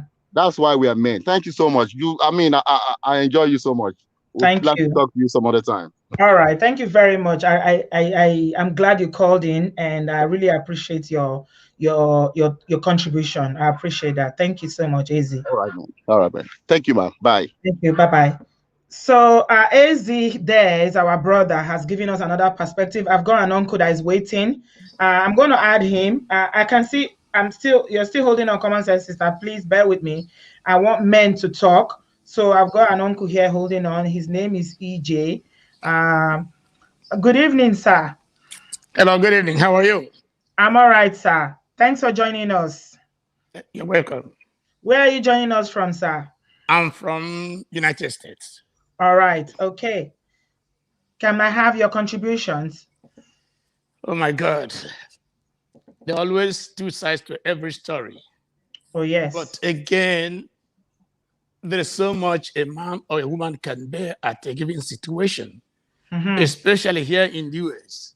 Yeah. Most Nigerian women, I emphasize, especially from the eastern part of Nigeria, when they come to the United States, I think they got into the system. The first thing they want to learn from my host country is, what do I do to kick my husband out of the house? Right. That's the first lesson they learn. And if you cannot eavesdrop their phone conversation, that's what you share most of the time. If he does this, why don't you call the cops? A little thing husband and wife can sit down in their bedroom and settle and put it over. I've been married for 38 years. My wife can still tell you what I did wrong to her on our first day of living together, which I have forgotten, which I can't even remember. And the thing is, every day she tells you she's going to church. She's holding a prayer group meeting. Then to me, it's like, wait a minute. If you are a Christian, as you call yourself, and you can remember something bad your husband did to you on your first year of marriage, and you've been married for 38 years, we got a problem. So, sir, you are referring to unforgiveness in One the is heart of unforgiveness. All these things need to constant nagging. Nagging. There is so much a man can bear. When your wife continuously nag you. I mean, when your wife continues to nag. I was thinking that that's one of the examples that our brother AZ, who I just spoke to, was going to give, because I know as women, sir, that we are very mouthy. We can talk, and men can't always match up when there's an argument, and women are like that. So and that can also destroy a man. That can also affect a man's ego. It can cause a lot of harm emotionally to a man as well. You are doing a good job. I listen to you every weekend. I don't know why today I just decided to say something. But thank you so much, sir. What can we do to reduce these things happening? You've been married for a very long time, sir. Do you have any wisdom to share with us, sir, that we can do so that we don't see these stories anymore? Look at the parents. The parents of this boy are alive. They are Igbo man, an Igbo man with his wife just lost a son because of marriage, and the daughter too, the woman too, an American woman. It's not only her mother too is gone now because of this marriage. What wisdom do you have to share with us, sir? Ma'am, all I can say is we continue to hope for divine intervention. I don't believe it's anything any of us can do. It's only divine intervention. Until God, those of us who believe in God, helps both parties to realize that this life is too short. Life is too short to be fighting every day. I have 5 kids. I just lost one, a medical doctor, less than 2 months ago. Oh, so sorry to hear that. Yes, and my wife cannot stop nagging, even though we say we are still grieving. She comes back from whatever. She will run her mouth for more than 2 hours. Maybe she would be in pain. She's still in pain from the loss of your son. No, she's not. Because if you are really grieving for a child, no matter what anybody says or does to you, you'll be crying to yourself, go to your room and lock the door. But when she becomes the aggressor, and then every time she threatens you, if you don't like the marriage, you can move your stuff out. Have you tried to maybe help her to get some sort of counseling or bereavement counseling? Because this is, I mean, you say she lost her son 2 months ago. A daughter. We lost a daughter. You lost your daughter 2 months ago. So that's quite it's quite painful. A grown-up daughter that is a medical doctor, you said. Yes, a 30-year-old. 30-year-old. Oh, please accept my condolences, sir. Thank you. The point is, this is what has been going on. I said for 38 years. It's not because of the passing of our daughter. But the point is, I was expecting and hoping that the passing of our daughter will bring a lot of change in her life. But instead of her trying to cool off, reflect on what had just happened, she's taking advantage of it. I think, I'm serious. If I were to do it, sir, before I let you go, did you ask her why she is that way? Because sometimes, you know, a mirror does not see itself. Maybe she's not aware if she's behaving in a certain way like that, mouthing off and, you know, being aggressive or rude to you. But have you really had a heart-to-heart talk with her about it? In 38 years we've been living together, there has never been a day she did something, she said, oh, I'm really sorry. Pardon me for doing this. She's always pointing at the other person. You are the bad man. You are the one. You are this. So after a while, you just get tired of arguing and say, you know what? Forget it. I think if I were to do it all over again, guess what? I'd rather marry a foreign woman than marry an Igbo woman. So you think that Igbo women have not really demonstrated that I will never. In America, America. I encourage my son. I have 3 boys. My oldest, the mother was talking about going home to marry or introduce. I said, my son, I said, you know what? I made a mistake. I don't want you to make the same mistake. Are you Igbo yourself? I'm an Igbo myself. Right. I told my son, I made a mistake that is costing me my life, my happiness. Don't marry anybody from anyone unless somebody you fall in love with.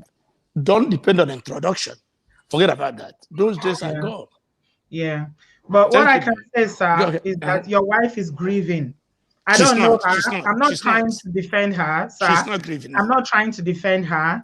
I don't know her, but losing a child is, for women, the way we deal with loss is different from men. So this is the time for you to bring her towards you, show her love, and just help her through this process. Because you have to think about the pain, even though she doesn't show it. It is not easy. She carried that child in her womb for 9 months. That child suckled her breast. So the pain is too devastating, sir. And I pray that God will help you, your family, to heal.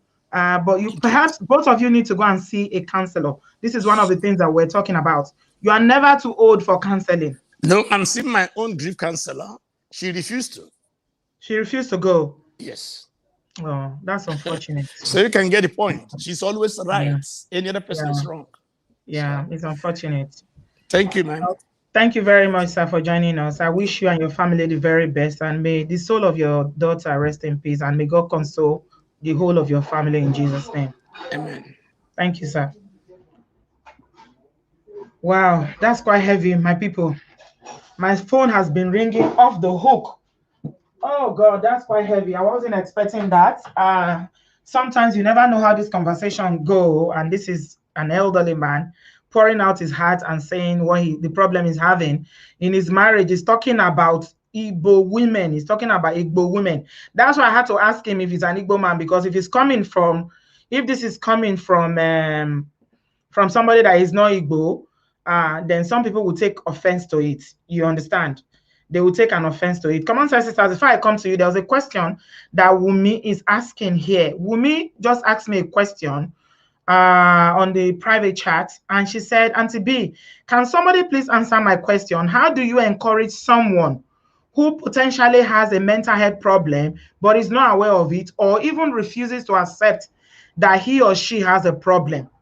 How do you help such a person to seek help? That's a very, very important question. When somebody has mental health problems and they do not agree and they refuse to seek help, what can you do if you are in a relationship like that? What can you do if you're in a relationship like that? Please, if you have anything to say in the comment section or you want to contribute, I will take this call and then I'll come to you. Come on, sister. Hello, good evening. Hello. Good evening. Welcome to the show. Can you turn down the volume of your device, please? I just did Obodo TV. You're welcome. Where are you joining us from, please? I'm coming from the United States of America, South Carolina to be precise. Right. Go on. Yeah, my take is simple. I want to use myself as a case study. Right. I'm actually a Nigerian. My wife is an American. We've been married since 2018. Right. And I came into America last year, February to be precise. Right. And one thing I can tell you is that it has not been rosy. Right. You understand, because of the cultural background of the thing and all of that. Yeah. But God so kind, we've been able to, work on our weakness, our flimsy part, and today we're still together. Yeah. But my question is, I felt a lot of people that live in the diaspora, they believe that if they want to settle down, they must settle down with an African woman. Yeah. You understand? Because they believe they have that Africa mentality, that Africa cultural identity. So that is the main reason why they say, okay, fine, I want to get married to a Nigerian like me. Okay? Yeah. So the thing is, why are they having this issue? Yeah. Why are they having this issue? It's a normal mysterious killings and all of that, these disputes that, you know. So this is what I've been asking myself. I really want the sisters in the house to really explain to me. Now, I'm getting married to a Nigerian that understand the laws and the policy of we, the African people. And when we come to the Western world, we start having issues with ourselves. I have a uncle who has been in the United States, who live in Georgia to be precise. He has been married for the past 35 years to an American. And up to date, they are still married. Do you understand me? So the thing is, how come my uncle now got married to a Westerner? And the marriage is good. And somebody married Nigerian, and the marriage is not good. Somebody who married to Nigeria is having Nigeria. So I want to really know. Okay. All right. We'll answer it now. Thank you. Let them, you know. Thank you. Give me an insight on that. All right. Thank you very much, and I must commend your good work. Thank you. I've been watching you once, but I really like this, your excellent topic. Thank you. Thank you very much. God bless. Thank you. So that brother is asking that why is it that Nigerian men marry foreigners and their marriages are successful, and they marry fellow Nigerian and it's problem? Why? Well, I don't know what you guys have to say. If you have something to say in the comment section, say it. I'll pin it. If you want to join once more, I'm going to try and end this by when we get to 1 hour 30 minutes. There's a lot. We cannot cover it in one day. But all I can say is that where somebody comes from does not guarantee marriage success. You people, whether you are American, does not mean that your marriage will be happy, or you are Nigeria, does not mean that your marriage will be sad. There are millions of Nigerians that are happily married. And there are millions of Nigerians that marry foreigners that were heartbroken, lost everything. So it is the individual, the two individuals that are in the marriage that determines whether marriage will be happy or sad. Please, let's not get it twisted. It is not the country where they come from or the mindset. You can come from Nigeria and your thinking is it's your training, your upbringing, your orientation that determines what you are as a person. Like one of our callers said earlier, a lot of people are broken, they are damaged, they are traumatized by their upbringing, their past. And we bring all these baggages into our marriage. It is not easy. You were raised in another home, I'm raised in another home. We come together and we bring our beliefs, we bring our values from different backgrounds together in one house.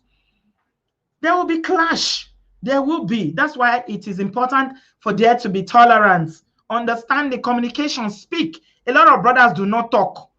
They will keep quiet. Men find it difficult to express themselves. They just bottle it up until one day, poof, the thing will just explode and then somebody will end up dying. So that's my little understanding of it. Hello, good evening. Hello, Auntie B. Yes, my dear. So in regards to the question, I'm a healthcare worker, I'm a nurse here. Thank you. I'm a Nigerian. Right. And I'm a Nigerian, so I'm married to American. I've been married at least 20 years. Okay. Like I told you, so my own understanding from American culture and Nigerian culture, this is my own understanding, that a marriage that has a support is going to flourish. So depending, like I said to you, the first time I got in touch with counseling was before my wedding day. Yes. Was it church counseling? Was that church counseling you had? No.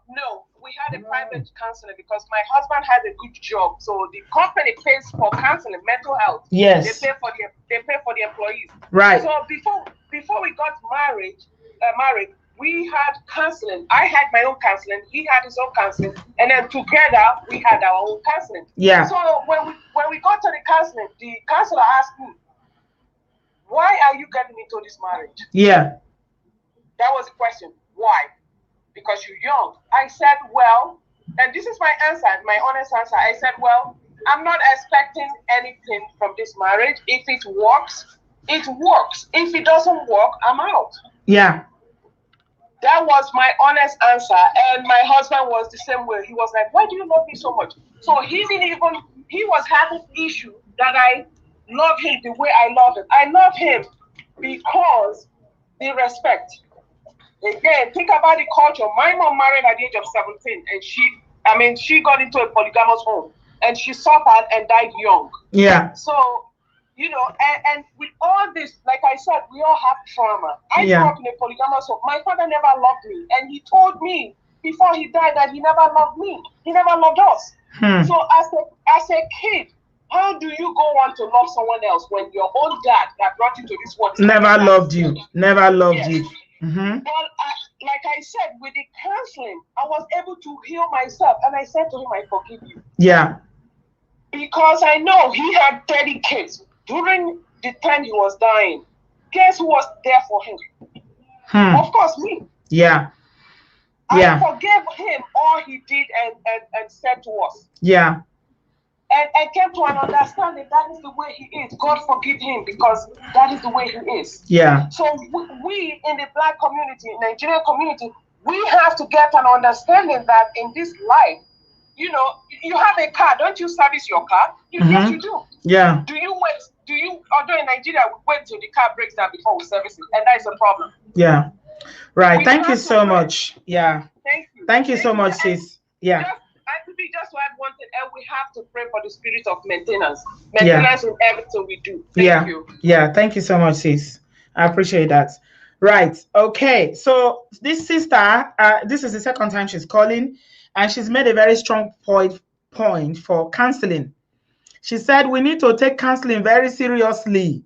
And this is the same thing that Pastor Kingsley was talking about. I mean, that uncle that called in just now, I was quite shocked by what he said. I was quite shocked. He is obviously going through a lot in his own marriage, even though they've been married for 30-something years, he said.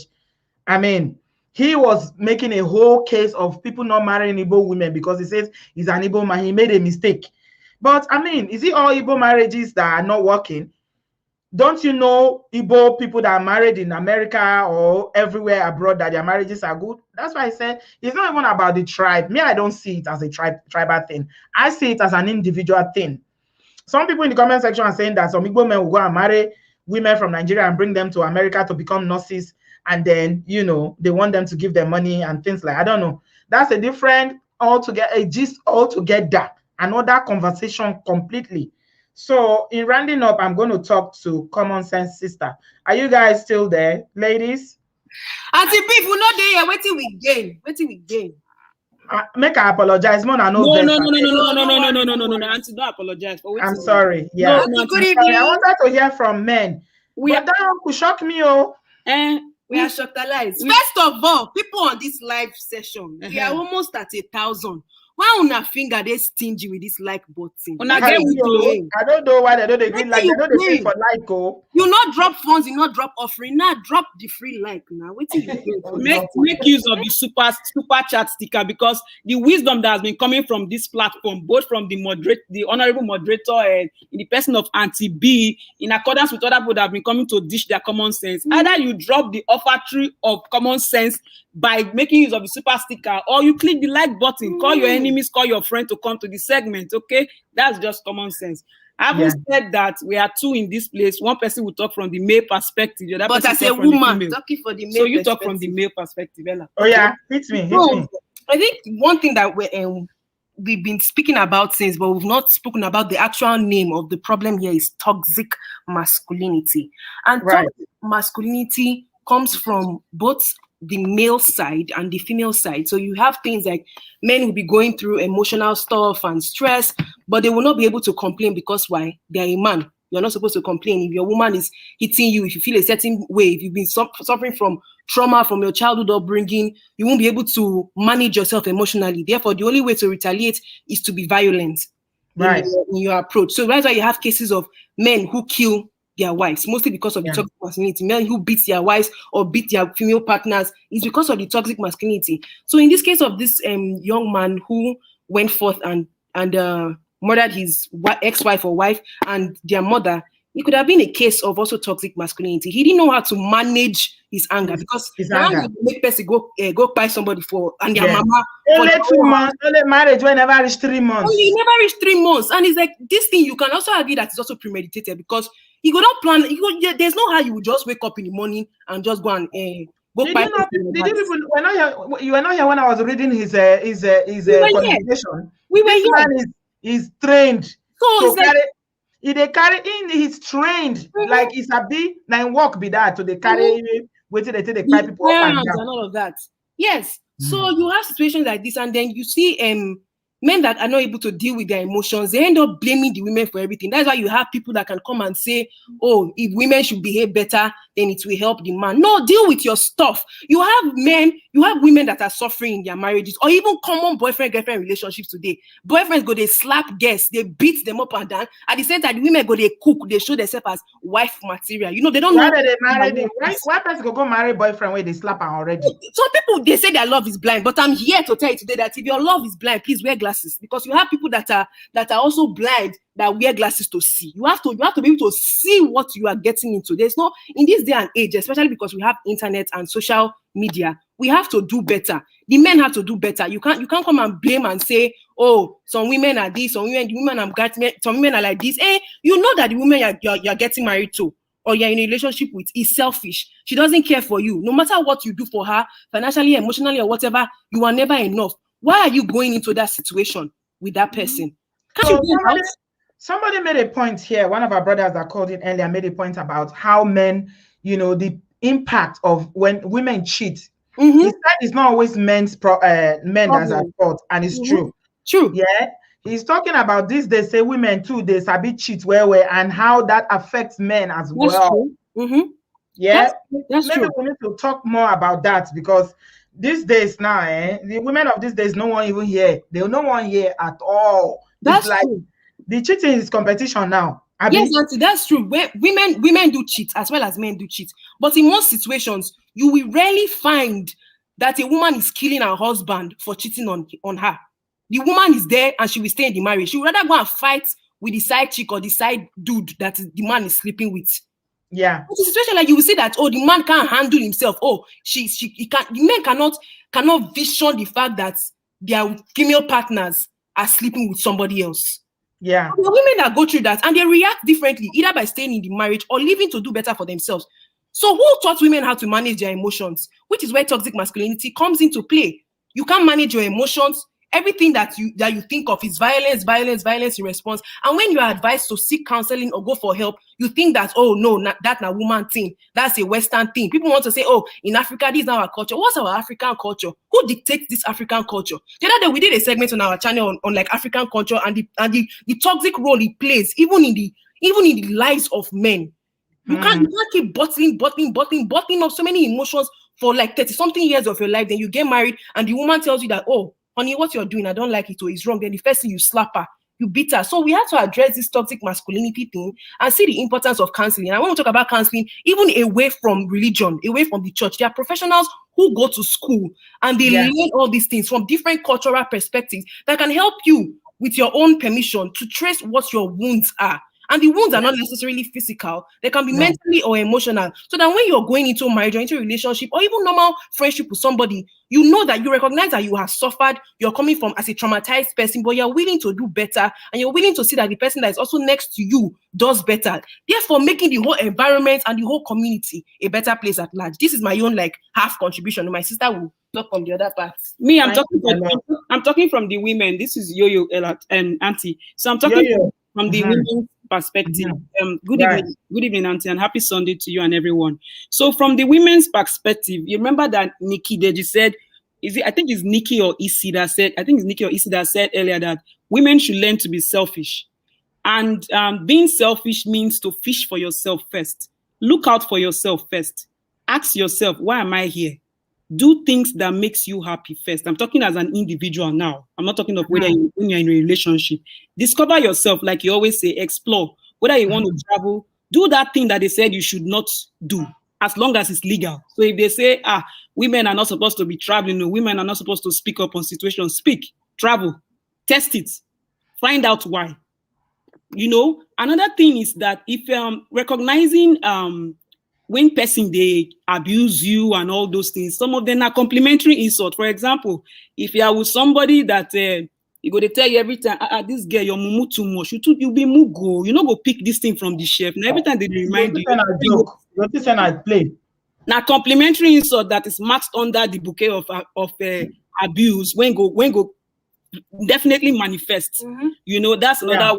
Another thing is when person they constantly undermine your effort. No, they applaud your achievements or any little thing. Let's say, for example, small milestone. Say for work, you can't get recognition. Then you can't talk to your partner about it. Then the guy go say, "Hey, you're not supposed to work like that before." Then I wait till they pay you for. More ladies, jackpa. Nothing saying a passive comment or a complimentary insult marks under a bouquet of abuse. Now, before person they raise and they beat somebody, they already use his mouth or in body language. They talk nonsense. Leave. Don't go into any situation with your heart. Please go with your sense and ask questions. When you're with somebody, ask questions just about them. Which primary school you go now? You like this game for primary school? From there, small person when they talk about their life. Watch movies. See Jennifer's Diary, the lockdown that they show for what they call it for this YouTube. In one TV, one of the guys they display some form of abuse. They go disguise them as love. So they monitor whether the person really go the anti place, go show up there, they beat cousin, all those things. Like, small things like that. Be curious. As a woman, be curious.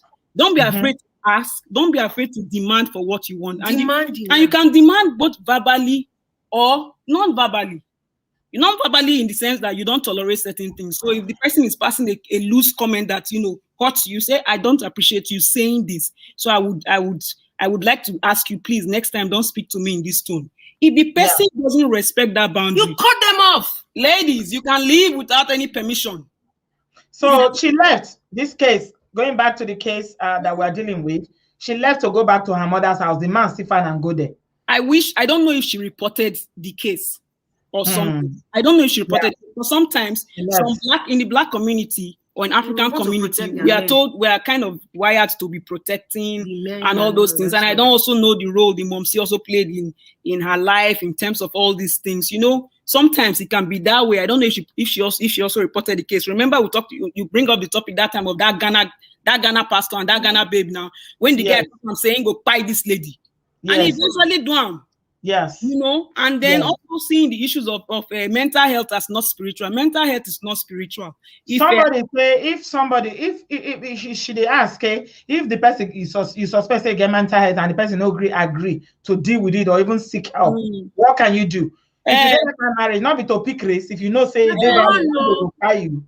Wumi, this is the time where you buy your own ticket of selfishness and that you are not born to this world to come and help anybody who doesn't want help. The worst thing that can happen to anybody is forcing yourself on another person, forcing your opinion. But it's not it kind of forced, but it's like from a place of love. But then they don't give you permission. But they don't give you permission and they don't talk sense. You need to run because one day go press your neck for night. Yes. You need to run. And if you don't know how to run, please let me suggest this to you. Get a sheet of paper, write how I should be treated, why I need to leave, what do I deserve? Be writing it. I deserve this. I don't deserve to be with somebody who doesn't want to accept help. I need to be with somebody that can communicate with me. Be writing them down. What is the worst that can happen if I leave? What is the worst that can happen if I stay? Am I also preventing myself from meeting a better person who would listen to me? And if you have kids, what about your children? Exactly. Is this what you want them to see as a model relationship and stuff like that? And then the last thing before I always make cases why they shouldn't leave instead of making cases for why they should leave for their own life. Your own life is number one reason why you should run. If somebody has mental health issues and they are refusing to deal with it and they are having aggressive behavior, just leave without notice. And when that's why you need to watch all this movie. They watch all this investigative channel. Maybe they know how people. You could feel they get something. They leave and you leave without trace. When you want to jackpot, you don't jackpot and at the same time be keeping communication, be telling everybody I'm jackpot. You have to ghost, I don't know how they do it for Nigerian movie when ghosts go just vanish, come for inside and go vanish outside. You just vanish like that. You just vanish into thin air. And any person that has connectivity to that person that you are talking with that exhibit this type of character, you don't want to also have continuous communication with that person, knowing like your information or your whereabouts, and then speak to the authorities. See what this person they talk. He say, my friend saw a gun under the bed after her husband had threatened to kill her and called me. Like, which one was easier, calling 911 or me? She no agree call 911. That's very sad. Let that gun not be. No, I don't write your obituary finish now. Yeah, you know, that's write your obituary. The wise use their ears and common sense. Exactly. So please, sisters and ladies, please try and learn to be selfish. You know, seek for yourself first. Seek for why you are here. Seek for what you deserve. What can women do as well? Before I let you go, Yo-yo, what can women do if they add to the problem? Like that man was saying, women too, they aggravate men, like it causes emotional distress.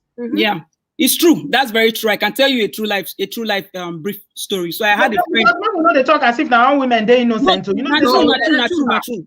I had a friend when I was. They are really brutal. Very, very true. I had a friend when I was doing my master's in Texas, right? Young guy. His name was AJ at the time, like huge African American guy. The guy came to the library one day, just follow all of us, just the gist. Can't talk of say as in days, so he show us in girlfriend picture. The girlfriend petite like me. He say the girlfriend, the best one they come in as, come with stick, come they knock the louvers of the car. Knock for that time, knock the louvers of the car, the window, everything. They doing it for Dallas, Texas there. Now the guy now can't call police, call a lockman and say, "Olokpa see a woman they threaten me, a woman they abuse me, may you come say the matter bina." You know say the Oyibo Olokpa come. They call the laugh him. One white guy, one white lockman, one one white small. Yeah, say not because of this small girl situation and all those things. And that's toxic masculinity that we're talking about. Right? Yeah. No man deserves to tolerate any abusive woman. Even women when they hit men as play. Johnson, you hit. Nobody hits. Somebody they talk now saying a women call the abusive pass. Nobody hits. Mouth. Mouth. The men need to, if you are in a, if you have to love themselves too. You have to speak up, okay? And all those of you fellow men, when your guy will call tell you say they are women, they treat them anyhow. They laugh. They love them. Yeah, they love them. That's toxic masculinity. No, they do that into your fellow guy. And guys that are going through those things, I beg, if you need to go go document this thing. Please go and document it. No matter whatever shame or whatever. If it's becoming too much, they get voice note for phone. Because they gather your evidence on a daily basis and leave. You yourself deserve to be selfish with your own protection and on your own care. And if your partner don't want help, if you suggest counseling, professional counseling, I know that they believe in all this spiritual this thing like that. As the first goal, like professional counseling, so like a psychotherapist or something before you go into further things. If the person not agree, please carry your portmanteau and go. The same way you used to enter, exit quietly, exits. Yeah, that's what we have to do. So thank you. Thank you, my darling. I love you guys. Thank you so much. So, yeah, Wumi, you got your answers there. If you stay, you're on your own. God will not make you a statistics. You better pack your bags and run. Yeah. So I've got Ola and Ola. Auntie Bridget, can you hear me? Yeah, I'm hearing you, Ola. Go on. Okay, sorry, I'm on the train, so it's a little noisy. To be quiet in a second. Okay. So this is a fantastic conversation. Hey, by the way, my wife and I follow you heavy. So thank you for everything you do. Thank you. Yeah, this topic is bigger than just any kind of aggressive. I think it always starts with self. It always starts with basically self. Everyone needs to cater to themselves. No matter what point you are in the process, because I know some people say I've been in it for 25 years. Yeah. Some people say I'm just getting started. It starts with self, because ultimately you get to attract what you are. Maybe not what you are, but you're attracting something, especially if it's consistent. You keep attracting the same type of person. So it starts with self. Not necessarily selfishness, you know. I agree that in certain scenarios, you probably are not selfish enough, meaning you're pouring from an empty cup into other people. So you will get drained eventually. But there's also situations where we need more self-awareness than actual selfishness. So if you're not self-aware, you won't realize how you may have narcissistic traits. You won't realize how you are also milking that relationship more than you're giving into it. Contrary to most people's popular belief, which is relationship is give and take, Lola and I believe that you go into a relationship to give, period. And then if you don't love that person enough to give to them indefinitely, you should just leave. It's not worth it. Because the essence of relationships is very much in the affection, is very much in the fact that Marriage is a move of faith. It's not transactional. It's not a place where you're looking for guarantees that another person will make you happy or that you're happy. Yeah. The happiness comes from inside. Yeah. Out. And if you're not, I do agree that the environment can make a difference in that. Yeah. But then again, it's okay to excuse yourself, even if it's temporarily. Like separation is not a bad thing. Yeah. Excuse yourself and sort things out. Yeah. And it doesn't have to. Our problem is absolute. We make all of this absolute statements because we're looking for guaranteed answers, guaranteed ways to be happy in relationship. Relationship is it's part of life. It's part of So lastly, Ola, what can we do? About life, the only what can we do to reduce such occurrences in the future? Men just, getting mad and, just doing heinous things like this. So let me speak directly to gentlemen. Okay, we're in a different era. There's something called the modern woman and modern marriage. It's not negative. It's just what is. And if you don't understand it, you will continue to suffer. You will have problems. And I disagree with the two gentlemen that came up earlier, especially with Baba. Baba is not necessarily wrong. Okay. But Baba is coming from a different context. Yeah.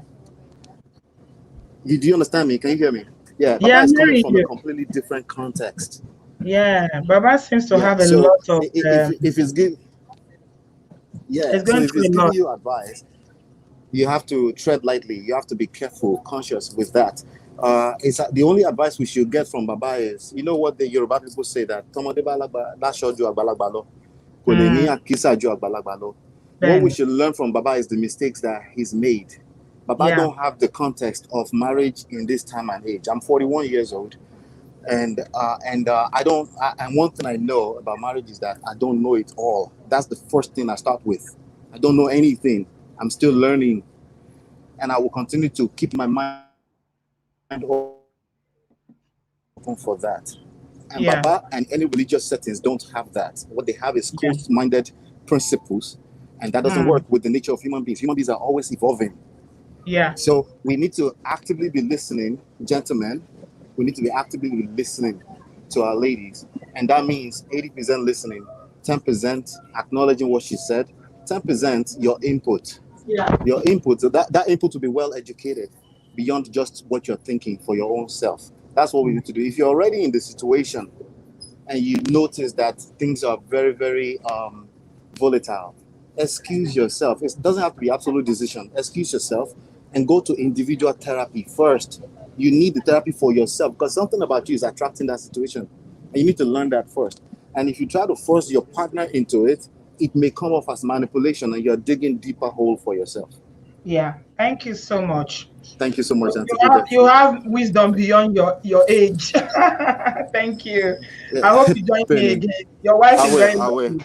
She's very lucky to have you, and you are lucky to have each other. Tell her I said so. I know she will have a good marriage. You guys will have a good marriage because, the way you talk, I can tell the kind of man of husband you are. Thank you. Thank you for representing your gender well. Thank you for not playing to the stereotypes. I will come back. No problem. Thank you, Auntie. All right. Have a good evening. Yeah. So, guys, we are rounding up now. I've been here for nearly 2 long hours. I think I had Wumi before. Wumi, were you here before? It's a different Wumi.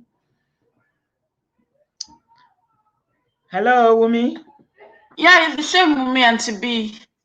You came back. Oh. Yes, it is. Yeah. Oh, yeah, quickly. Yeah, quickly. I'm rounding up, please. Yeah. Yeah, okay, maybe my own final say is that I think we all just need to, especially for the single ones among us, we should just go through that process of self-discovery as an individual, discover yourself, discover, who you are as an individual to yourself first before getting into marriage. And maybe that's the mistake a lot of us make before we get into marriage, and then we find ourselves in the wrong in the wrong relationship, and demanding for things that, we can't give, or discover yourself first. Very important. Yeah. Thank you so much, Wumi. I appreciate you joining. Yes, ma'am. Thank you. Yeah, have a good evening. Yeah, I've got somebody. I'm going to take this last call. All that matters, thank you so much for your super chat.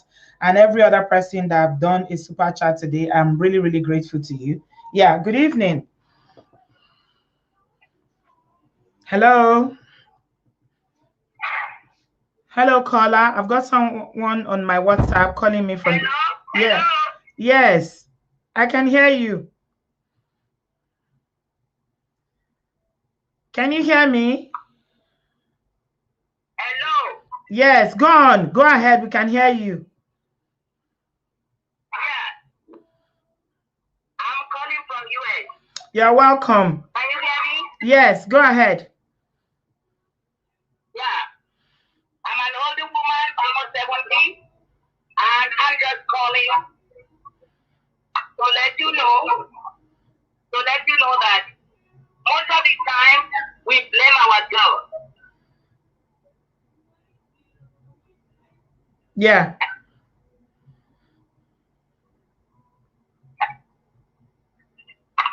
Go on, ma. We're hearing you. Okay. Good evening.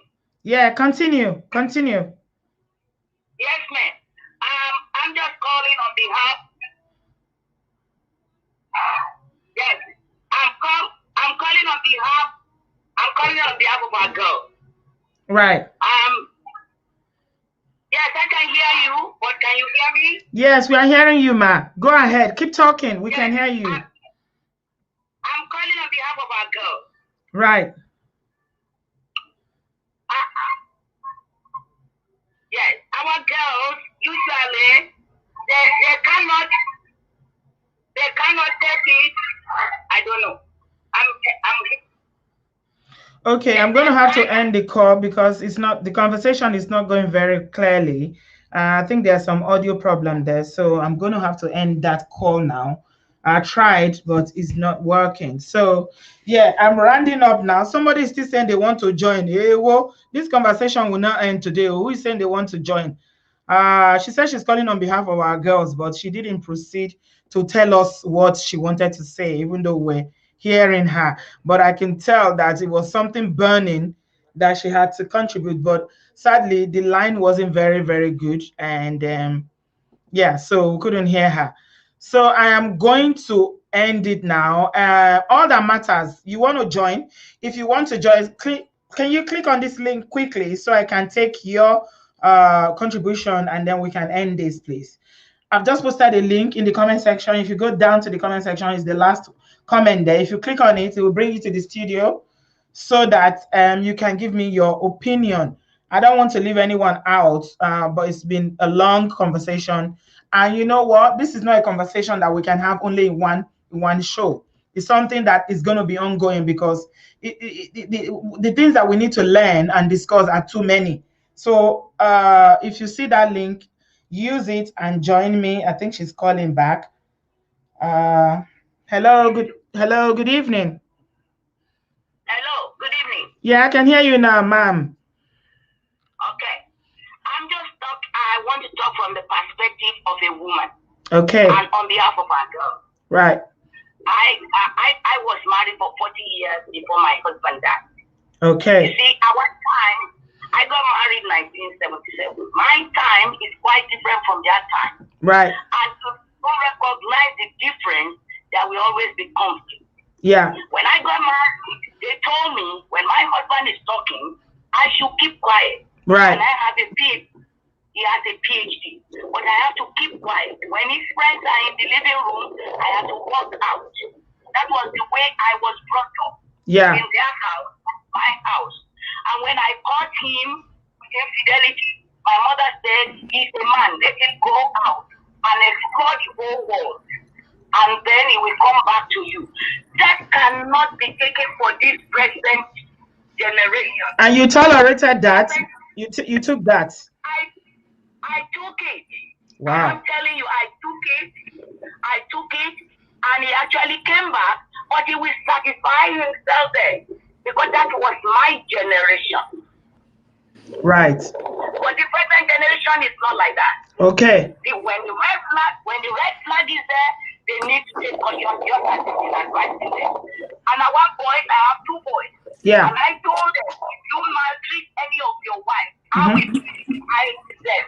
Yes. Because when I suffered, I don't want you don't want anybody to suffer it. Absolutely. And until when we women, we talk to our boys, we have the responsibility to put them through. Yeah. That girl was born by another woman. She's not a slave. And many of these girls are professionals. Yeah. They are smart. Yeah. They are smart kids. They are wonderful kids. And then you want to treat them like that? No, I will not support that. All right. Thank you. Thank you, Auntie. To be treated like queens. Yes. Not treated the way you were treated. Nobody's going to take that. Nobody will take that now. We don't take that. And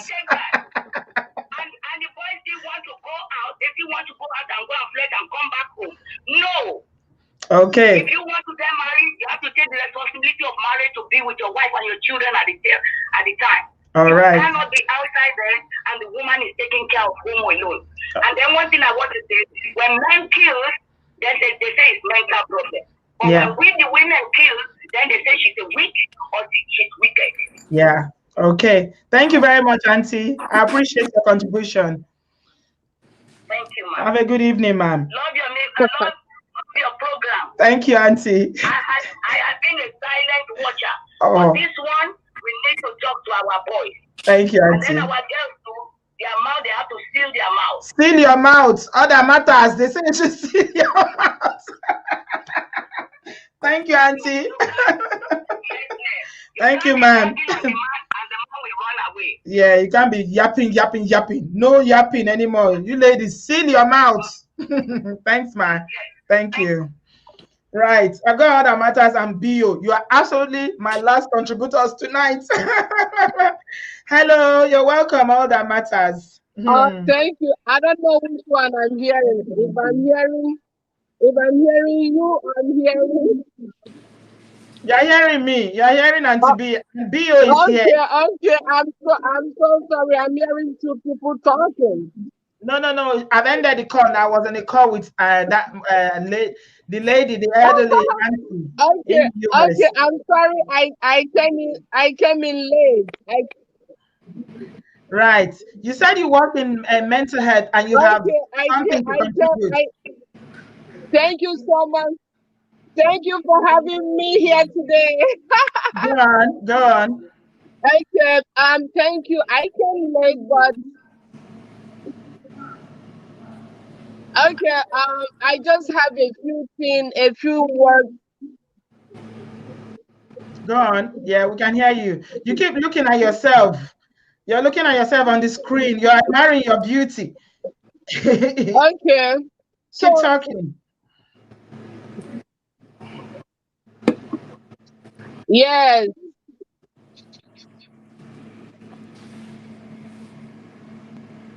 Okay. So, I'm calling from Miami, USA, and I have this to say.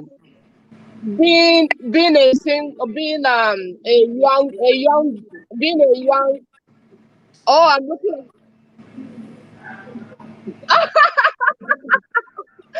Okay, I have been married for 15 years, and currently married, but halfway, out there. But what I want to say is that what I want to say is that for us to know ourselves and be honest to ourselves. Sometimes we went into marriage with a lot of expectations, and if the expectations did not work out, we get angry to each other. So getting married is not a baby's business. You have to be matured mentally and emotionally, and you have to recover yourself first before you even go into marriage. But it's unfortunate that from where we come from, Nigeria, we don't have those education or those tools that are necessary. Rather than our parents teach us what they have known while growing up. Why is not different? So, like here in the state, their marriage is different from in Nigeria. And if you bring your Nigerian mentality here, it will not work. So, what I'm saying, as you know, it goes both ways. We have to know ourselves first before committing to each other. And it's a serious game. So if we don't know ourselves and then we go into the marriage, that's where we make the mistake. So I suggest for everyone watching this, know what you want and what you don't want before committing to each other. And when you are in the marriage and it is not what you want, please go out in peace. Don't make a fight or don't start, making so much deal with the guy or with the man, whoever it is, because it's gonna cost your life. Yeah, thank you so much. All that matters. I appreciate your contribution. Yeah, I'm going to allow Bolaji, Bio. I'm calling him Bolaji. Sorry about that. Like I know your first name. I don't. I'm going to allow Big Bros to contribute now. Let me come to you, Bio. All right, good to have me here, Obodooyinbo. Thank you so much, bro. I've been watching your station. I'm one of your fans. Thank you. Yeah, I'm calling from Charlotte, North Carolina, in the United States. Well, I joined late, but what I want to say is for those who can listen to me, everyone has problem, and like me, for instance, currently I'm separated from my wife. Okay. Oh, I see. Yes, when I moved from Dublin, Ireland, to the United States, I married an American Akata.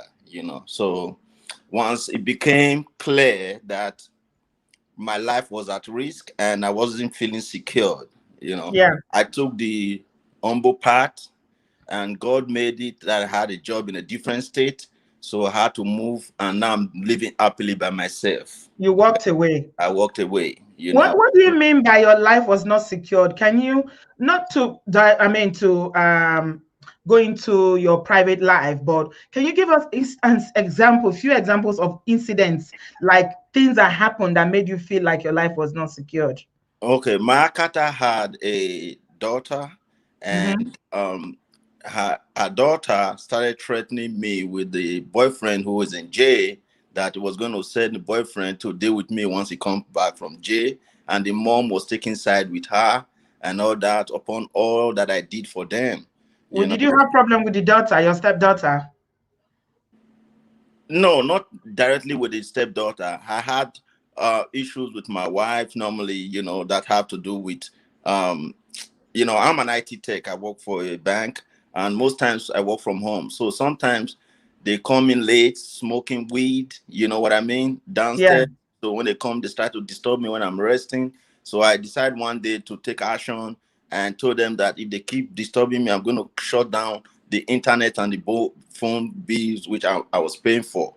Yeah, Bio, they don't like being called Akata. Please don't use that word again. African American. Yeah, African American. I just use that word. I don't really look at it in a bad. Yeah, I travel for Africa. Yes, apologize African for American that. Anyway, but I just use it for descriptive purposes. No, I'm not trying to insult any. They are good people. They are not bad people. Even though I have good friends that are African Americans. People can also marry them. There are good African Americans that have married Nigerians and have lived for years. Yes. Okay, I'm not that kind of person. I'm not here to talk about race. I'm only background, but I'm just saying my own experience. Okay. Right. So you left. I left. Yeah. So the key point of my discussion is I'm just trying to explain how I took my exit. Humbly. I just took my exit. I had a car that I paid for, that I sold a property back in Africa. I was building a gas station, which I sold out when I moved down here. So I bought that car. I paid for it. She had to take it because I gave it to the daughter when I got another car on myself on loan. Because the problem was too much for me.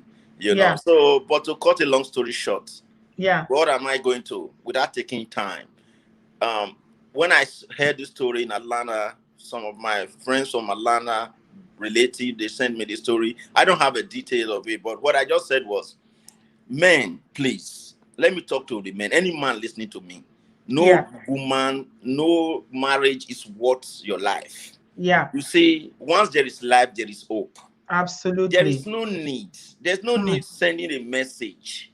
You know, there's no need trying to send a message, especially when you are even in a country where of law, that you know that if you do anything stupid, it will come back to you. So there is no need. If you have life, just walk away, please. Just walk away. You know, don't mind, don't drag who feels he or she is superior. But all I will always say to my African people from African background, you know, because it's not about African American. Even stories I've heard with people who married Africans too, and all that.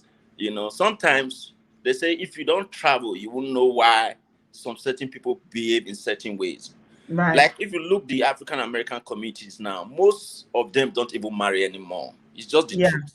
That's what somebody's saying in the comment section now. Most of the guys, they don't even marry anymore. So now a lot of women are the modern suffering women, they are dissuaded. That's what Nelly is saying. Yeah, that their women are suffering it. So let us also say something. I'm not trying to defend our men, but let our women also be careful, because it might come to a point.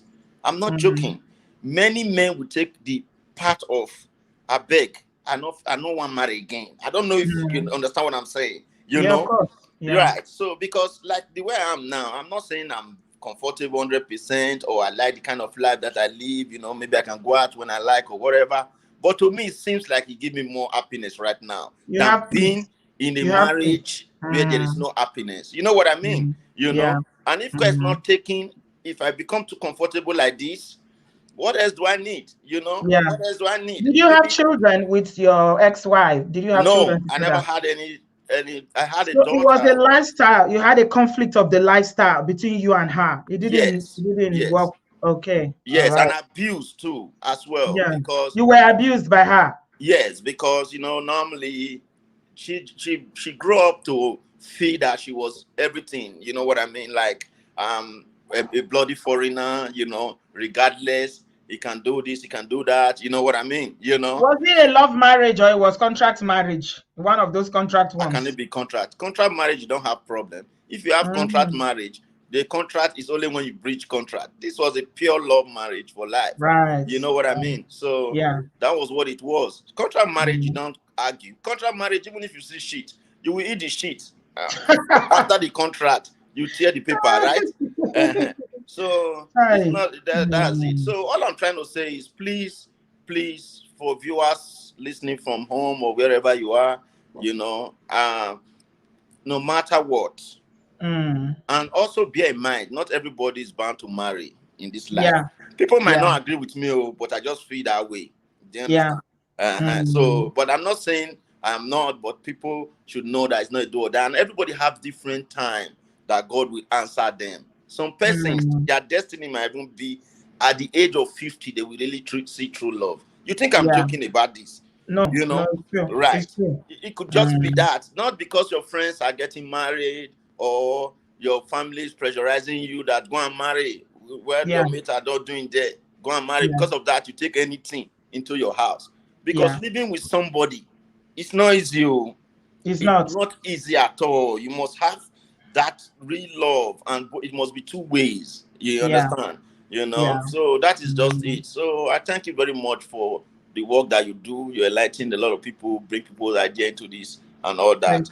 Thank you so much, Bill. Well, please. I thank you for walking away and not allowing abuse and intimidation to push you to do something that will make you regret your life. You know, it's not necessary at all. Thank you. You did the right thing. You did the right thing. Better. Marriage is not a do or die affair. That's why I was saying we don't have to take it literally, like till death do us part, like killing each other. It's not necessary. It's not necessary. She's happy where she is. You are happy where you are. Life goes on. Life goes on. Everybody happily. When she sent the divorce document for me to sign, you know, the lawyer I took, she used her mind to say mutual whatever. That irreconcilable differences. When I look at the documents, you know, the lawyer that I asked to review it for me told me that, well, she took so much of my things that this and that, it was just in her favor. I told the lawyer, I said, Let leave her it, take. leave it, Let leave her it. take. Ah, Let her what is take. material things? You Leave it. know, let her take. There is life. Life is There more is than hope, that. yeah. Let her take. The lawyer was like, okay, that's fine. I said, yes, let her take. So I signed it. I didn't even have to do anything. Just sign it and mail it to her and get the court to do everything. So what I'm trying to say in essence, when there is life, there is hope. Absolutely. There's no need for that. Our men are too possessive. Nigerian men are the most possessive human being I've seen in my life. Sometimes, yeah, it's not good to be too possessive. Yeah, most of them cause this problem. Most of these marriages that leads to death is lack of confidence, lack of self-confidence, lack of trust. Lack of trust, yeah. If I marry a woman, I will come on my eye for your business. I'm not joking, no. As far as you give me peace inside that house, now one eye will take a look you. So, you know, like wahala at all. You just want once you get peace, you are okay. That peace is what I want. If I notice that peace have come closer to disturb me, then I will walk away. That is all. No wahala, you know. So it is well. That is so. Yeah, it is well. Thank you so much. It's been a pleasure, absolutely pleasure talking to you. And I like your mindset. You know, you are very matured, and the way you handled it, I'm sure God will bring somebody your way that you will give you what you are looking for, which is peace of mind. Right. And you can love each other and grow old together. Right. Because it's not good for a man to be alone, you know? Yeah, so, yeah, it's good that you walked away. That is what we want to hear more of. People walking away from toxic masculinity, toxic relationship, and finding themselves, because there's more to live for than, you know, marriage. You know, we make mistakes in every area of life. Sometimes in marriages too. You married the wrong person. You married her, you know, according to you, because it was love. But the love turned out to be something that lifestyle was not compatible and everything. And you left. That's the mature thing to do. Thank you so much, Bill. Thank you. All right. Have a good evening. Yeah, bye-bye. So guys, this is where we are drawing the curtain today. Thank you so much, every single one of you. And our thoughts, our prayers are with the family of these young people, both the African American family and the Nigerian parents that are in Nigeria now or somewhere in the US, totally heartbroken because of the actions of a young man that could not handle his emotions. May the Lord grant them peace to be able to bear this irreparable loss. Thank you so much, everyone. I appreciate you all. Like joke, we do 2 hours. Jesus is Lord. Thank you, Common Sense Sisters. You're always like my ADC on this show. I love you guys. Thank you, all that matters. Thank you, Suzanne. Thank you, every single one. Helen, I love you all. And those who contributed, super chat, everything, I appreciate you. And I will draw the curtain today. I will talk to you soon on this channel. Please give this video a thumbs up if you have not done so already. Subscribe if you have not subscribed and you are watching me talk for 2 long hours. If I finish now, I have to go and drink paracetamol because I'm having a headache. Thank you guys. I love you very much and we'll speak soon. Have a good evening. Bye-bye.